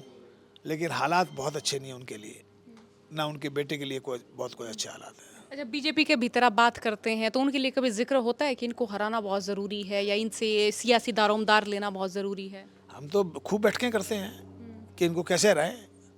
उन्हीं हम स्कीमें बना रहे हैं, और निश्चित तौर पे लोकसभा में बेटे को हराएंगे, विधानसभा में बाप को हराएंगे। ये तो हमारा पक्का है कि हमने ऐसा काम करना है ताकि बाप बेटे दोनों घर बैठ जाएं। अच्छा, आनंद सिंह डांगी कभी बड़े मुखर रहते थे। आज भूपेंद्र सिंह हुड्डा उनके पक्ष में रैलियां कर रहे हैं, दोनों साथ नजर आ रहे हैं। आनंद सिंह डांगी जब 2019 में चुनाव हारे, तो मैंने उनको टेलीफोन किया था, डांगी साहब क्या कर रहे हो? कहते यार मैं तो घना दुखी हूँ। मैं कहा दुखी है तो मेरे पास आ जाओ। कहता मैं आता हूँ। ऐसे करना, मुझे कहने लगा यार मैं लस्सी लेके आऊँगा तो आपके लिए, आप मेरे लिए 1 किलो घेवर ले आओ। मैं भाग के फटाफट 1 किलो घेवर लिया। वो मेरे एक दोस्त के घर मैंने बुला लिया। बैठते ही आनंद सिंह डांगी ने एक बात कही। मैंने कहा जी आप चुनाव कैसे आ रहे? मतलब भाई भीतर घात हो गया, मतलब विश्वासघात हो गया मेरे साथ। मैं क्या किसने किया? कहने लगा मैं इस बात कहने की स्थिति में नहीं हूँ। हमने वो उसका रिकॉर्ड करके और हमने वायरल कर दिया सोशल मीडिया पे कि देखो ये आदमी क्या कह रहा है। तो आनंद सिंह डांगी को हराने वाला, जहाँ तक मैं समझता हूँ, ये हुड्डा परिवार है, क्योंकि ये कहने के वो चुप रहा था। तो ऐसा आरोप लगता है कि भूपेंद्र हुड्डा किसी को उभरते नहीं देखना चाहते, ऐसा क्यों है? लेकिन देखो जी, वो तो हर चीज़ अपने परिवार में, लोकसभा उनकी, विधानसभा तो उनकी। सियासी कुनबे से तो आप भी है ना। हमें कुछ भी नहीं दिया ना, हमें तो दूर फेंक दिया, ऐसे दूध में से मक्खी की तरह बाहर फेंक दिया हमें। लोकसभा उनकी, विधानसभा उनकी, राज्यसभा उनकी, विपक्ष का नेता भी वो है। मतलब एक परिवार में तो सब कुछ दे दिया इन्होंने, और बाकियों के परिवार को परिवार नहीं समझते, सब कुछ अपने परिवार को समझ रहे हैं। तो मैं इसलिए कह रहा हूँ कि आने वाला टाइम भूपेंद्र सिंह हुड्डा के लिए बहुत ख़राब होगा। अच्छा, आपको ऑफर फिलहाल तक बातचीत हुई है किसी नेता से या नए सीएम जो बने हैं उनसे, यहाँ टिकट के बाबत या चुनाव लड़ने बाबत कुछ ऐसा? मेरी बातें होती रहती हैं, संगठन के बारे में होती रहती हैं, चुनाव के बारे में होती रहती हैं। ना तो मैंने कोई किसी से टिकट का आश्वासन मांगा, ना मैंने कोई टिकट लड़ने की इच्छा रखी। यहाँ हर चीज़ मेरिट से मिलती है बीजेपी में। जहाँ तक मेरिट है, आप देख लेना, सबसे मेरिट में मैं सबसे ऊपर हूँगा। और बीजेपी का सिस्टम ही अलग है। वहाँ तो 20 लोगों से सर्वे होके आते हैं, वो 20 का सर्वे जिसके पक्ष में होगा उसको टिकट दे देते हैं। यहाँ सिफारिश नहीं होती कि यार फलाने को, मेरे भतीजे को दे दो, मेरे चाचा को दे दो, या मेरे ये बीजेपी में नहीं है, ये कांग्रेस में सारी बातें हैं। और कभी व्यक्ति पूजा नहीं होती इस बीजेपी में। यहाँ संगठन का सामूहिक नेतृत्व होता है, एक आदमी कोई फैसला नहीं करता। मोदी साहब से लेके छोटे से छोटे कार्यकर्ता तक सब मिलजुल के फैसला करते हैं। और जहाँ तक मोदी जी ने जो काम किए हैं वो अपने आप में बहुत ही बढ़िया है। अच्छा, अब चौधरी बीरेंद्र सिंह ना तो उनको कांग्रेस लीडर बोल सकते, ना उनको बीजेपी लीडर बोल सकते। वो कई बार कह चुके हैं कि उन्होंने कांग्रेस हाईकमान को, या फिर मैं ये कहूँ कि सोनिया गांधी को, राहुल गांधी को रैली करने के लिए समय मांगा, उनको शायद जवाब नहीं मिला। कह रहे हैं कि अगर दिल्ली आप ज्वाइन कराओ तो कुछ हज़ार लोगों के साथ मैं ज्वाइन कर लूँगा, हरियाणा कराओ तो कुछ लाखों लोगों की तादाद में मैं ज्वाइन कर लूँगा। तो अगर वो कांग्रेस में आते हैं तो उनके लिए क्या देखते हैं? बीरेंद्र सिंह एक स्पेंट फोर्स है, एक चला हुआ कारतूस है। बीरेंद्र सिंह में कोई दम नहीं है। मैं इनके प्रोग्राम में गया था, ये कहते हैं, मैंने सुना है 3 लाख आदमी हरियाणा में रैली करेंगे, 3 लाख आदमी इकट्ठे होंगे। आप अगर 30,000 आदमी दिखा देंगे तो भी मान जाऊंगा मैं आपको। बीरेंद्र सिंह के मैं प्रोग्राम में गया था जब इनके 50 साल पूरे होते, उचाना में प्रोग्राम किया था इनके बेटे ने, उसमें हद से ज़्यादा 1800-2000 आदमी थे। तो बीरेंद्र सिंह का जहाँ तक सवाल है, वो एक स्पेंट फोर्स है। हमारे साथ एमएलए, जब मैं एमएलए था, बीरेंद्र सिंह भी एमएलए थे। थोड़े दिन ये मिनिस्टर रहे, फिर इनका भजनाल से झगड़ा हो गया था, फिर ये चले गए थे। तो बीरेंद्र सिंह तो अब हाथ पैर मार रहे हैं, दम नहीं है उनमें। बेटे में दम है, बेटा अगर सही ढंग से राजनीति करे तो बेटा कामयाब हो सकता है। लेकिन बेटा IAS रह चुका है, वो लोगों में मिलने में उसको थोड़ा दिक्कत आ रही है बहुत। तो आने वाला टाइम इस परिवार के लिए भी ऑलमोस्ट ख़त्म है। अच्छा, बीजेपी ने घरानों की राजनीति पूरी तरह से, हम ये भी माने कि एक तरह से हाशिए पर रख दी है। देखिए, बीरेंद्र सिंह तो बहुत लकी आदमी है। भारतीय जनता पार्टी ने इसको राज्यसभा दी, केंद्र में 5 साल मंत्री रखा, उनकी धर्मपत्नी को एमएलए बनाया, और उसके बाद जो है उनके बेटे को सांसद बनाया। तो इससे बड़ा और क्या और चाहते हो आप? आज भी आप असंतुष्ट हो। अब भूपेंद्र का और वीरेंद्र का वैसे तो मामा फूफी के हैं ये, लेकिन इनका ये नहीं पता कब इनका झगड़ा हो जाए। एक दूसरे को देख के बिल्कुल राजी नहीं है।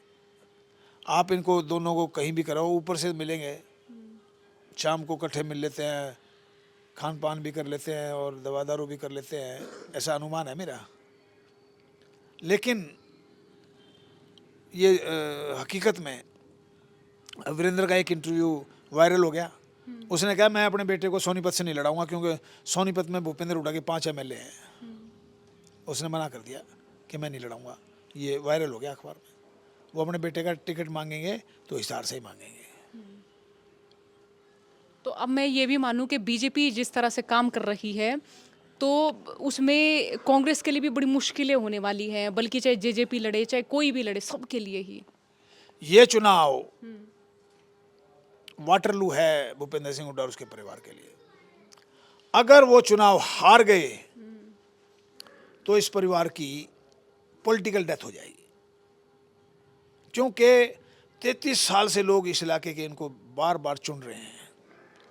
लोगों की भी पेशेंस है, कब तक इनको बढ़ाते रहे हैं। आपको पता है इंदिरा गांधी को भी हरा दिया था लोगों ने, और आज हालत ये है कि ये परिवार का ये इलेक्शन, अगर ये चुनाव हार गए तो परिवार में कोई आदमी हिम्मत नहीं कर पाएगा दोबारा चुनाव लड़ने की। भूपेंद्र हुड्डा ये चाहते हैं कि इस दौरान दीपेंद्र को स्थापित कर दिया जाए। देखो, पुत्रमोह की वजह से हम मार खा रहे हैं। अगर पुत्रमोह न होगा तो राजीव गांधी ने तो हमारा फैसला करा दिया था कि एक कृष्ण मूर्ति हुड्डा लड़ेगा, एक भूपेंद्र हुड्डा लड़ेगा। कृष्ण मूर्ति हुड्डा एमएलए लड़ेगा तो भूपेंद्र हुड्डा एमपी लड़ेगा। लेकिन ये पुत्रमोह के मार खाए हम बैठे हैं। अगर ये पुत्रमोह ना करते भूपेंद्र सिंह हुड्डा तो इनको कोई हरा ही नहीं सकता था कभी। 2005 से पहले आपकी और भूपेंद्र हुड्डा की कुछ ऐसी खींचतान रही, हाईकमान के सामने गई हो, ऐसी कोई शिकायतें पेश हुई हो दोनों के बीच में, कोई विवाद रहा हो या आपसी बातचीत रही हो, असहमति रही हो? देखिए, मैंने तो बड़ा ईमानदारी से उसका साथ दिया। 1991 में मैं चुनाव लड़ा, मैं उसके साथ आया। चलो, ये जहाँ बैठे हो यहाँ के लोगों ने हम दोनों को धमकी दे दी थी, अगर तुम दोनों इकट्ठे नहीं आओगे तो दोनों को हरा देंगे। हाँ, हम दोनों इकट्ठे आए, ये गांव के लोग से पूछ लो ये बात। हम दोनों इकट्ठे आए, लोगों ने हमें मान सम्मान किया, सिक्कों में तोला भी दोनों को। और उसके बाद क्या हुआ कि भूपेंद्र सिंह हुड्डा एक लक्की आदमी रहा है। लक्की ये रहा कि देवीलाल जैसे दिग्गज को उसने हरा दिया और स्थापित हो गया वो सेंटर में। लेकिन जिस सोनिया गांधी ने इसको चीफ मिनिस्टर बनाया था, इसकी सीटें तो थोड़ी थी, भजनलाल की सीटें ज़्यादा थी, लेकिन उसके बाद भी इसको चीफ मिनिस्टर बनाया। उसी सोनिया गांधी के बारे में 27 अगस्त 2019 को रोहतक के अंदर एक जनसभा में ये कहा था कि कांग्रेस में अब सब कुछ ठीक ठाक नहीं है। और एक G20 ग्रुप इसने भूपेंद्र सिंह हुड्डा ने बनाया। G23 में 23 बहुत सीनियर लीडर इसमें सारे थे। ये सारे मिल के ना सोनिया गांधी को, राहुल गांधी को ख़त्म करना चाहते थे। तो इन्होंने जिस दिन भूपेंद्र सिंह हुड्डा को कमांड मिल गया हरियाणा की, ये उसको भूल गया G23 को। G23 वाले बेचारे गुलाम नबी को पार्टी छोड़नी पड़ी, कपिल सिब्बल को पार्टी छोड़नी पड़ी, जो थे सारे बेचारे, बाकी लोग परेशान हैं। तो ये जो 2-3 कदम इन्होंने उठाए वो बहुत गलत उठाए। इससे नुकसान हुआ, उनको भी नुकसान हुआ है, कांग्रेस को भी नुकसान हुआ है। और जब तक शैलजा, रणदीप सुरजेवाला, किरण चौधरी और भूपेंद्र सिंह हुड्डा इस सारे एक मंच पे नहीं आएंगे, कांग्रेस पार्टी कभी नहीं जीत सकती। और ऐसा शायद लग नहीं रहा कि ऐसा होगा फिलहाल तो। बिल्कुल नहीं लग रहा, ना शैलजा आएगी ना किरण चौधरी आएगी इसके साथ। अगर मान लो एक बार आ भी गए तो वो गलत सिग्नल देके चले जाएंगे। ऐसा क्या है कि ये सारे अपना अपना दारोमदार चाहते हैं, हालांकि इनको मिल भी रहा है ना अपने अपने एरिया में सब लोगों को? क्या ऐसा भीतरी तौर पे क्या बातचीत है एक दूसरे के लिए, क्या कुछ कहा गया है? नहीं, कि कुछ नहीं कहा गया। अब भूपेंद्र सिंह हुड्डा को देखा कि तू तो घिर गया चारों तरफ से। अब आम आदमी भूपेंद्र सिंह से नाराज़ भी है, लोगों से सवाल जवाब भी करते हैं। मैं इसको कहा करता हूँ कि तू अपने रथ में बैठ के ऊपर से कह देता भाई देख लियो, तू लोगों में नीचे क्यों नहीं जाता? बोले यार नीचे जाऊँगा ना लोग मेरी बेइज्जती करेंगे, क्योंकि मेरे से काम नहीं हो पाए सब लोगों के। तो इनका फ्यूचर मेरे हिसाब से कोई बहुत अच्छा नहीं आने वाला है। अब मैं एक दो नॉन पॉलिटिकल सवाल आपसे करना चाहूँगी। अब आपकी उम्र के हिसाब से आप काफ़ी फिट लगते हैं। अब ज़रा डाइट बता दें ताकि हमारे जैसे नौजवान जो है जब आपकी उम्र तक आएँ, हम मतलब जिंदा भी रहें, अपने पैरों से चल फिर घूम भी सकें। देखो, मैं खिलाड़ी रहा हूँ। और सुबह शाम मैं मेहनत करता हूँ। सुबह साइकिलिंग करता हूँ, सैर करता हूँ, योगा करता हूँ और पीटी वीटी भी कर लेता हूँ। 2-2.5 घंटे में खूब मेहनत करता हूँ और बड़ी लिमिटेड मेरी डाइट है। मैं खाना भी एक वक्त खाता हूँ, एक वक्त खाते एक हैं आप? वक्त खाना खाता हूँ मैं। सुबह नाश्ता करता हूँ, लंच नहीं करता कभी। लंच करता हूँ कभी कभी, डिनर नहीं करता कभी। डिनर में फ्रूट खाता हूँ मैं। हाँ, बाकी ऊपर वाले की कृपा है, लोगों का आशीर्वाद मेरे साथ है, इस इलाके के लोगों का, तो इनके आशीर्वाद से मैं हष्ट पुष्ट हूँ। अच्छा, अब घरेलू बात के जो मतलब घर परिवार में हम देखते हैं कि हरियाणवी परिवारों में जो है महिलाएं थोड़ी डोमिनेटिंग प्रवृत्ति की होती हैं। ज़रा आप अब अपने घर की बताएं। डोमिनेटिंग तो सारी होती हैं, अच्छा। कुछ लोग हाँ भर देते हैं, कुछ लोग हाँ नहीं भरते। नहीं, मैंने हरियाणवी महिलाओं को तो अक्सर देखा, खास तौर पर रोहतक बेल्ट में। देखिए, लोग ऊपर ऊपर से कह देते हैं, देखो घर में अगर आपको शांति चाहिए तो आपको उसकी माननी पड़ेगी, और वो कोई गलत काम नहीं करवाती है। वो उनका मान सम्मान तो होना चाहिए महिलाओं का। तो वही मेरे घर में है, ठीक ठाक चल रहा है, भगवान की कृपा है। 2 बच्चे हैं मेरे, दोनों एडवोकेट हैं, और एक स्कूल चला रहा हूँ मैं, ऊपर वाले की कृपा है। अच्छा, आपने कभी ऐसे सोचा कि अगर आप क्रिकेट करते तो बहुत दूर तक जा सकते थे, मतलब राजनीति फिर अब क्यों ही ले ली? अब बैठे बैठे सोचते हैं? कई बार ये सोचता हूँ कि अगर मैं उस समय थोड़ा सा क्रिकेट की तरफ ध्यान दे देता तो मैं इंडिया के टॉप प्लेयर्स में एक होता। मेरे में बहुत टैलेंट था। मुझे अभी तक याद है कि मैं जब पंजाब की तरफ से पहली बार खेला तो मैं अच्छा परफॉर्म नहीं कर पाया। टाइम होता है इसमें भी, प्लेयर का टाइम होता है। उसके 2 महीने बाद मैं लुधियाना के अंदर एक टूर्नामेंट में 3 मैच खेलने गया। आप हैरान हो गए, तीनों मैचों में सेंचुरी की मैंने, और ऐसी ऐसी टीमों के खिलाफ सेंचुरी की, और अपने आप ही कवर ड्राइव लग रही थी, स्ट्रेट ड्राइव लग रही थी, हुक पुल। मैं टाइम होता है, अगर मेरा वो टाइम अच्छा होता उस दिन रणजी ट्रॉफी में, और पहले मैच में मैं सेंचुरी मार देता, तो मैं 3 साल के अंदर इंडिया खेल सकता था। लेकिन उस दिन मेरा टाइम नहीं था, इसलिए मैं अच्छा परफॉर्म नहीं कर पाया। अच्छा, संगीत, साहित्य, सिनेमा के शौकीन रहे हैं? सिनेमा वगैरह कभी कभी देख लेता हूँ। अच्छा, पसंदीदा एक्टर? पसंदीदा एक्टर तो एक तो हमारा अपना बच्चा है रणदीप। रणदीप हुड्डा। रणदीप हुड्डा हमारे अपने गांव से है। वो एक बार मैं बम्बई में आया था मेरे से मिलने, मेरिट होटल में 5-6 घंटे बैठा रहा मेरे साथ। यहाँ भी उससे कई बार मुलाकातें होती हैं। बाकी ये है कि सलमान खान के हम फैन हैं। अच्छा, जैसे आप रणदीप हुड्डा से मिले तो आपसे बड़ा ऐसे भावुकता वाली मुलाकात रहती है अपना अपने मन से? फादर मेरे दोस्त हैं बहुत। उनके फादर डॉक्टर हैं, बहुत अच्छे दोस्त हैं मेरे। और एक मुंबई में मेरी अनिल कपूर की फैमिली से मेरे फैमिली रिलेशन है। उनकी एक बहन है, वो मेरे दोस्त के साथ दिल्ली में ब्याही हुई है, संदीप मारवा, जिसका मारवा स्टूडियो नोएडा में। वो मेरा बहुत करीब दोस्त है। अनिल कपूर के भाई की, संजय कपूर की शादी हुई थी 1998 में। वो शादी मैंने अटेंड की थी, और जब मैंने वो शादी अटेंड की, आज तक उससे बढ़िया शादी मैंने कहीं अटेंड नहीं की। क्योंकि उस शादी में जो जिनके लिए लोग, लाखों लोग तरसते हैं देखने के लिए, वो जैसे शादियों में हम लोग नाचते हैं ना, वो ऐसे शाहरुख खान, सलमान खान, आमिर खान, जूही चावला, श्रीदेवी, माधुरी दीक्षित, वो सारे एक सर्कल में वहाँ डांस कर रहे थे, जो कि मेरे लिए अजीब था। और बम्बई में जो है वो 11 बजे पार्टी शुरू होती है, हमारे यहाँ 11 बजे ख़त्म हो जाती हैं, वहाँ 11 बजे से 3 बजे तक पार्टियाँ चलती हैं। तो वो पार्टी मैंने देखी, वो मेरे जहन में, मेरे दिमाग में वो पार्टी कभी नहीं जाएगी। वो पार्टी मेरे लिए सबसे, और जो अनिल कपूर के फादर थे, जो सुरेंद्र कपूर, मैं जब भी मुंबई में जाता था वो मुझे खाने पे बुलाते थे और मुझे खाना खिलाते थे। तो उस परिवार से मेरा बड़ा प्यार रहा है। अच्छा, कभी फिल्म ऑफर नहीं की उन्होंने आपको? ना, फिल्म नहीं। मैं थोड़े दिन में डिस्ट्रीब्यूशन में मैं मेरे साथी के साथ जाता रहा हूँ, फिल्म डिस्ट्रीब्यूशन में 5-4 फिल्मों के डिस्ट्रीब्यूशन में मैं साइलेंट पार्टनर था, लेकिन उनमें नुकसान बहुत हो गया, फिर छोड़ दी। ऑफर नहीं मिले आपको? ऑफर फिल्मों में कोई फिल्मों में काम करने का कोई इंटरेस्ट नहीं था मेरा। अच्छा, उस समय जब आप क्रिकेट खेलते थे, कपिल देव वगैरह ये सब आपके अच्छे मित्र रहे, आज आती हैं उनकी कॉल फोन या वैसे? मिलते हैं कई बार। एक बार मैं मिनिस्टर था, मैं सरकारी दौरे पे विशाखापट्टनम गया था, तो मुझे वहाँ के अधिकारी लेने आए थे पुलिस के लोग लेने आए थे, वहाँ के लोकल ऑफिसर लेने आए थे।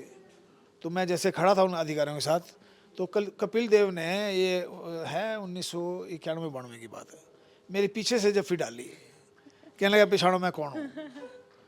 मैं क्या यार आवाज़ तो तेरी कपिल देव जैसी लग रही है। कहता मैं कपिल देव ही हूँ। तो मुलाकात हो जाती कभी कभी हमारी। बिशन सिंह बेदी मेरे साथ बैंक में नौकरी करते थे, हम इकट्ठे दोनों एक ही सीट पे काम करते थे। बिशन सिंह बेदी से हमारा अच्छा वो था, और भी जो कई बहुत अच्छे प्लेयर थे उनके साथ मैं खेलता रहा हूँ क्रिकेट।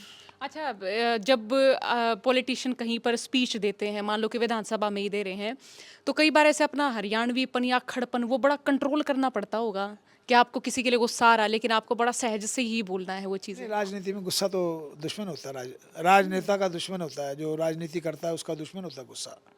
गुस्सा तो करना नहीं चाहिए कभी भी। जितना कंट्रोल करोगे उतने फायदे में रहोगे। पहले ज़माने में तो हम गुस्से वाले थे, हम लड़ पड़ते थे, अधिकारियों से काम लेते थे, उसमें भी अधिकारियों को बुरी तरह से लताड़ देते थे लोगों को खुश करने के लिए। लेकिन मैं अब महसूस करता हूँ गुस्सा ठीक नहीं होता। अच्छा, चौधरी देवीलाल, बंसीलाल, भजनलाल, इनके साथ आपकी मुलाकात का कोई किस्सा बताना चाहें? चौधरी देवीलाल मेरे घर आए थे 1998 में। मुझे क्या लग रहा है, कृष्ण मूर्ति ये किन लोगों में तू बैठा हुआ है, छोड़ इनको, ये तेरा कभी भला नहीं करेंगे। और मुझे कहने लगे यार मैं तो तेरे घर में तेरे पिताजी से मिलने आता था, मेरे पिताजी से मिलने आते थे। और चौधरी भजनलाल के साथ तो मेरी बहुत यादें हैं। एक बार चौधरी भजनलाल को यहाँ जो वीपी सिंह का आरक्षण था ना, उसमें यहाँ लोगों ने घेर लिया था मेडिकल कॉलेज में। तो मैं उनको बचाने की बड़ी कोशिश की और मैं निकाल के ले भी गया था। मैं लोगों ने बचाने गए, कृष्ण मूर्ति ले गया। तो लोगों ने मेरे भी 5-7 मुक्के मार दिए।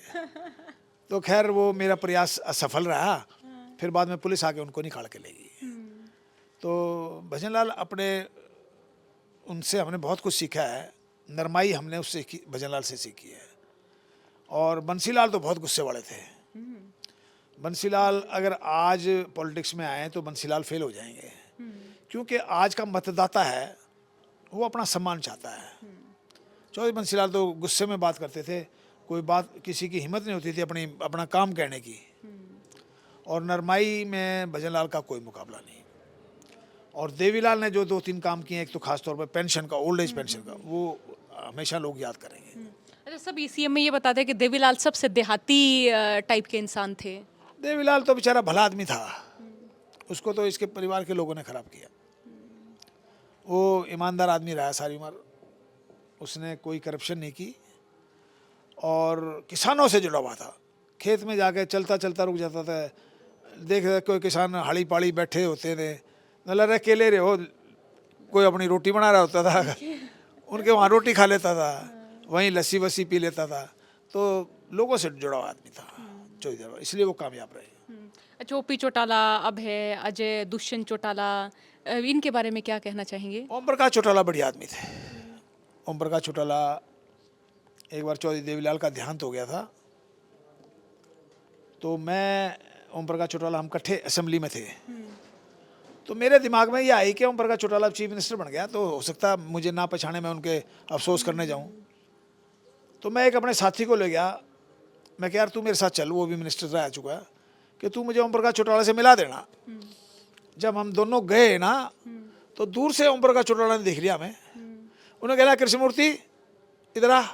मैं उसके पास गया, मैं चौधरी साहब आपकी मेमोरी तो कमाल की है। मैं क्या, कहता है यार कृष्ण मूर्ति, मैं क्या, मैं तो इसको सिफारिश ले गया था कि भाई तू मुझे मेरे बारे में ये बताया कि कृष्ण मूर्ति एक्स मिनिस्टर है। नोला भाई हम बागड़ी जो है ना, 2 आदमी वो कभी नहीं भूलते। एक तो जिसने हमारी असेंबली में हमारी ऐसी तैसी कर रखी हो, और एक उस आदमी ने जिन्हें हमारी मदद कर रखी हो। हमारे नुकसान करने वाले को भी नहीं भूलते और हमारी हेल्प करने वालों को भी नहीं भूलते। तो तन्ने दोनों काम कर रखे हैं, तो इसलिए मैं कैसे भूल सकता हूँ तुझे। तो ओम प्रकाश चौटाला से मैं अच्छा उनसे प्रभावित हूँ। उनकी मेमोरी है, एक उनकी ये था कि किसी का काम ओट लिया ना, वो काम हो गया। और जैसे हम देखते हैं कि आप हमेशा पगड़ी पहने रहते हैं, अब ये ज़रा इनके बारे में बताइए, ये कब से आपने शुरू किया? अरे अब तो पूरा ट्रेंड हो गए होंगे आप ये बांध बांध के। ऐसा है जी, मेरे पिताजी पगड़ी बांधते थे हमेशा? हमेशा। मेरे पिताजी वकील थे। मेरे पिताजी 1927 से दिल्ली के सेंट स्टीफन कॉलेज से उन्होंने 23-24 को सेंट स्टीफन कॉलेज से उन्होंने ग्रेजुएशन की और फिर उन्होंने लॉ कॉलेज से दिल्ली के वकील बने। रोहतक में 20-25, रोहतक सोनीपत झज्जर में 20-25 वकील होते थे, उनमें से एक होते थे मेरे पिताजी। तो मेरे पिताजी से मैंने प्रेरणा ली है पगड़ी बांधना। और मैं बिल्कुल गांव में जाता हूं, हर रोज़ हफ्ते में 6 दिन जाता हूं। और ये गांव ऐसा है कलोई जहाँ बैठे हो, जहाँ हफ्ते में मेरा एक चक्कर दुख सुख में लग जाता है। ये कपड़ा कितने मीटर का होता है अमूमन आपकी 6 पगड़ी मीटर का कपड़ा होता है, सबको पता है। नहीं, जैसे कि आप 6 मीटर से कम का नहीं बांधते हो और इतने की पगड़ी होती भी नहीं है। आमतौर पर 6 मीटर में अच्छी पगड़ी बन जाती है। और अब तो प्रैक्टिस हो गई है बहुत ज़्यादा, अभ्यास 3 मिनट में बांध देता हूँ। चाहे मुझे शीशा दिखाओ चाहे ना दिखाओ, 3 मिनट में अच्छी पगड़ी बांध देता हूँ। और मैं हरियाणा में मशहूर हूँ, सभी पॉलिटिकल पार्टी में अकेला हूँ जो पगड़ी वाला आदमी हूँ, तो मुझे दूर से पहचान लेते हैं लोग। अच्छा, मुंबई में भी जब आप यो स्टाइल करके जाते होगे तो दूर से ही पहचान लेते होंगे, अब तक स्मृतियों में होगा। हाँ ना, जो लोग मुझे जानते हैं वो सब जानते हैं। मुंबई में एक बहुत बड़ा ग्रुप था FC मेरा, जिसकी 1947 से पिक्चरें शुरू हुई थी। FC मेरा ग्रुप था जिन्होंने पिक्चर बनाई थी, खिलाड़ियों खिलाड़ी, तू खिलाड़ी मैं नाड़ी, प्रोफेसर, सोनी महिवाल, आशिक आवारा और पता नहीं कितने पिक्चर बनाई हैं। तो उस परिवार से भी मेरा बहुत नज़दीकियाँ हैं। उमेश मेरा हैं, बहुत बड़े प्रोड्यूसर डायरेक्टर हैं, उनसे भी मेरा आना जाना है। वो मेरे भी घर आते हैं यहाँ, मैं भी मुंबई में उनके पास आता हूँ। अच्छा, एक दिलचस्पी और होती है मेरी ये जानने की कि जैसे पॉलिटिक्स में नेता एक दूसरे पर आरोप लगा देते हैं, एक दूसरे पर बयानबाजी करते हैं, जब डायरेक्टली मिलते हैं तो शर्मिंदा होते हैं या हंसते हैं, या वो क्या क्या कैसे बातचीत होती है उनका संवाद? देखिए, राजनीति एक क्षेत्र है, हमारा काम है जो गलत बात हो दूसरी अपोजिशन पार्टी की उसको उजागर करना। अब भूपेंद्र सिंह हुड्डा के खिलाफ हम खूब बोलते हैं, जो सच्ची बातें हैं वो हम कहते हैं, और तो कोई बोलने वाला है नहीं इस इलाके में, मैं ही बोलता हूँ। लेकिन सामने मिल जाता है तो वो हमारा बड़ा भाई है, उसको हम प्रणाम करके उससे हाथ भी मिलाते हैं, सब कुछ करते हैं। बाकी उसको पता होता है कि कृष्ण मूर्ति ने मेरी खूब ऐसी तैसी कर रखी है। तो हम जब आमने सामने होते हैं तो बड़े प्यार से मिलते हैं एक दूसरे। तो ये तो पूरा एक्टिंग कर रहे हैं। कर रहे हैं। देखिए, अब एक मेरा प्रोफेशन है, अब मैं एक पार्टी ने अब मैं प्रवक्ता हूँ भारतीय जनता पार्टी का। तो एज ए प्रवक्ता अगर मैं पार्टी की नीतियों को सही ढंग से उजागर नहीं करूँगा, अपोजिशन कांग्रेस पार्टी की कमियों को मैं नहीं उजागर करूँगा, उनके नेताओं की कमियों को उजागर नहीं करूँगा, तो भारतीय जनता पार्टी मुझे प्रवक्ता क्यों बनाएगी? मैं पैनलिस्ट हूँ, प्रवक्ता हूँ भारतीय जनता पार्टी का स्टेट का। तो ये तो राजनीति में ज़रूरी है। अब ये असेंबली में है, एक दूसरे की खूब खिंचाई करते हैं, दोपहर के बाद जब असेंबली के बाद लंच करने जाते हैं सारे इकट्ठे लंच करते हैं, हुड्डा साहब भी और खट्टर साहब भी, नायब सैनी भी, सारे इकट्ठे खाना खाते हैं। तो ये तो एक हिस्सा है पॉलिटिक्स का।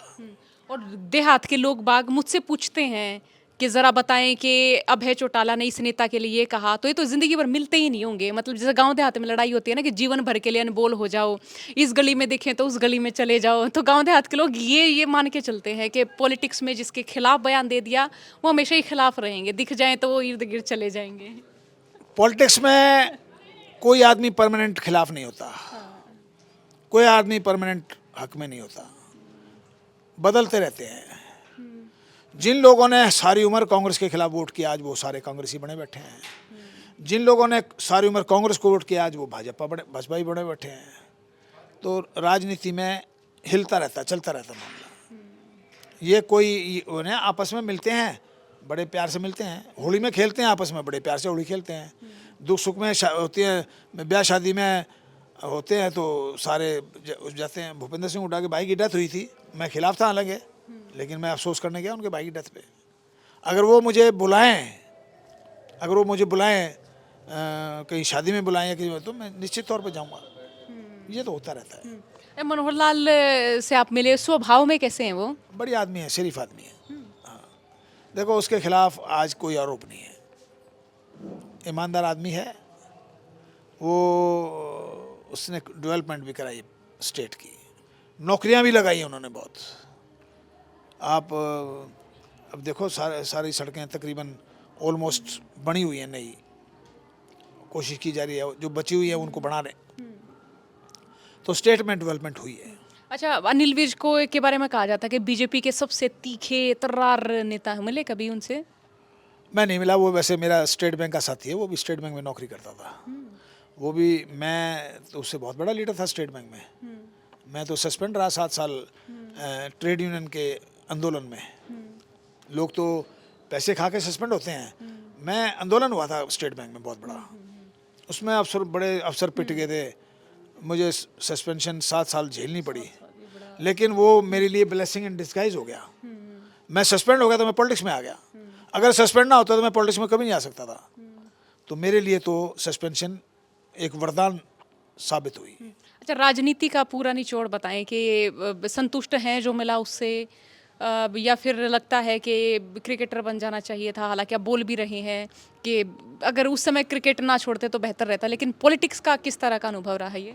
मैं पूरी तरह से संतुष्ट हूँ, लेकिन जो मेरी काबिलियत थी उसके हिसाब से मेरे से बहुत कम काबिलियत के लोग 6 बार एमएलए हो गए। मुझे एक मलाल है कि मैं एक बार एमएलए हुआ और मंत्री भी एक बार हुआ हूँ। मेरी आज पूरे हरियाणा में कहीं चले जाओ, मेरा नाम आपको हर जगह मिलेगा। आप डबवाली में, क्योंकि मैं प्रवक्ता, कांग्रेस का भी प्रवक्ता रहा और मैं बीजेपी में भी प्रवक्ता हूँ, तो टीवी पे मेरा आना जाना खूब है। मेरे बारे में आज हरियाणा के किसी कोने में पूछ लो, हर आदमी जानता है मुझे। और जब से मैं बीजेपी में आया हूँ, बीजेपी के जो नीचे के वर्कर हैं वो बड़े खुश हैं। कहते एक आदमी आया है जो दमदार बात करता है, जो लड़ाई लड़ता है। मैं वर्कर की लड़ाई भी लड़ता हूँ, मैं पार्टी की लड़ाई भी लड़ता हूँ, तो मैं 99% संतुष्ट हूँ। दूसरी बार एमएलए बन गए तो? मैं काम करूँगा, लोगों की सेवा करूँगा। अब भी मैं हफ्ते में 6 दिन मैं घर में नहीं बैठता कभी। सुबह निकलता हूँ, रात को बढ़ता हूँ, लोगों के दुख सुख में जाता रहता हूँ, ब्याह शादियों में जाता रहता हूँ। मुझे पता लग जाए जहाँ कि फलाने गांव में उसकी मौत हो रही, मैं उसमें अफसोस करने उनके घर में पहुँचता हूँ। तो मैं बड़ा खुश हूँ इस बात से। अब आखिरी सवाल ये है कि बीजेपी की अब किस तरह की परफॉर्मेंस आप फिलहाल देख रहे हैं, और क्या चुनाव में लग रहा है कि अब की बार वैसा रिजल्ट होगा जैसा चाह रहे हैं कि 10 की 10 सीटें जीत जाएं? बीजेपी प्रधानमंत्री श्री नरेंद्र मोदी के नेतृत्व में हरियाणा के अंदर 10 की 10 सीटें जीतेगी, और अक्टूबर में जो विधानसभा का चुनाव होगा उसमें प्रचंड बहुमत से भारतीय जनता पार्टी हरियाणा में तीसरी बार सत्ता में आएगी। और कांग्रेस का जो हाल इस समय हो रहा है, कांग्रेस के अब भी 4 बड़े लीडर हरियाणा के पार्टी छोड़ के भाजपा में शामिल हुए हैं, और कुछ लोगों की और खबर है मुझे कि आने वाले वक्त में वो सब लोग भाजपा में शामिल होंगे। रोहतक सोनीपत पर बड़ी नजरें कि यहाँ पर क्या होगा, हुड्डा परिवार का क्या रहेगा? वो तो इलेक्शन में देख लेना। हुड्डा साहब पिछली बार भी 1,68,000 से आ रहे थे। दीपेंद्र को कहते थे मोदी भी नहीं हरा सकता, एक साधारण से डॉक्टर अरविंद शर्मा ने हरा दिया था। अब दोबारा देख लेना 4 जून को क्या रिजल्ट आएगा। लेकिन अब 5 साल के अंतराल में हम ये माने कि डॉक्टर अरविंद शर्मा को लेकर भी कई तरह की नेगेटिविटी, कई बार बड़े मुखर होके बोले हैं वो, चाहे यहाँ पर करप्शन की बात हो, बूथ कैप्चरिंग की बात हो, है ना, तो उनको भी हम ये माने कि उनका भी कुछ ऐसा नेगेटिविटी वाली कुछ तो माहौल रहा है। लोग कह रहे कि प्रोजेक्ट नहीं लेकर आई, कुछ भी, यहाँ तक मेट्रो आ जानी चाहिए थी वो भी नहीं आई। देखिए, एक रेल रोहतक से हांसी चली है, बहुत बड़ा अचीवमेंट है। हुड्डा साहब ने 10 साल के शासनकाल में एक ट्रेन चलाई थी रोहतक से रेवाड़ी। अरविंद शर्मा ने रोहतक से हांसी चलाई है, और बहुत से और भी प्रोजेक्ट हैं, उन पे अच्छा काम हो रहा है। भारत सरकार के जितने प्रोजेक्ट हैं सब में अच्छा काम हो रहा है। और सबसे बड़ी चीज़ है कि यहाँ ईमानदारी से सरकारी नौकरियाँ मिलती हैं। हरियाणा के नौजवानों में एक बहुत अच्छा संदेश गया इस सरकार के बारे में, नायब सैनी की सरकार के बारे में, कि कम से कम जो लोग मेहनत करते हैं उनको रिवार्ड मिलता है, उनको सरकारी नौकरियां मिलती हैं। तो ये बहुत बड़ा अचीवमेंट है इस सरकार के लिए। सर बहुत शुक्रिया बातचीत के लिए। इस बातचीत को सुनने के लिए आप तमाम दर्शकों का बहुत बहुत शुक्रिया। आप कृष्णमूर्ति हुड्डा साहब से कोई सवाल अगर आपका है तो वो भी हमें लिखें। थोड़े दिन बाद इनसे फिर मुखातिब होंगे आप लोगों के सवालों के साथ और इनके जवाबों के साथ। राम राम।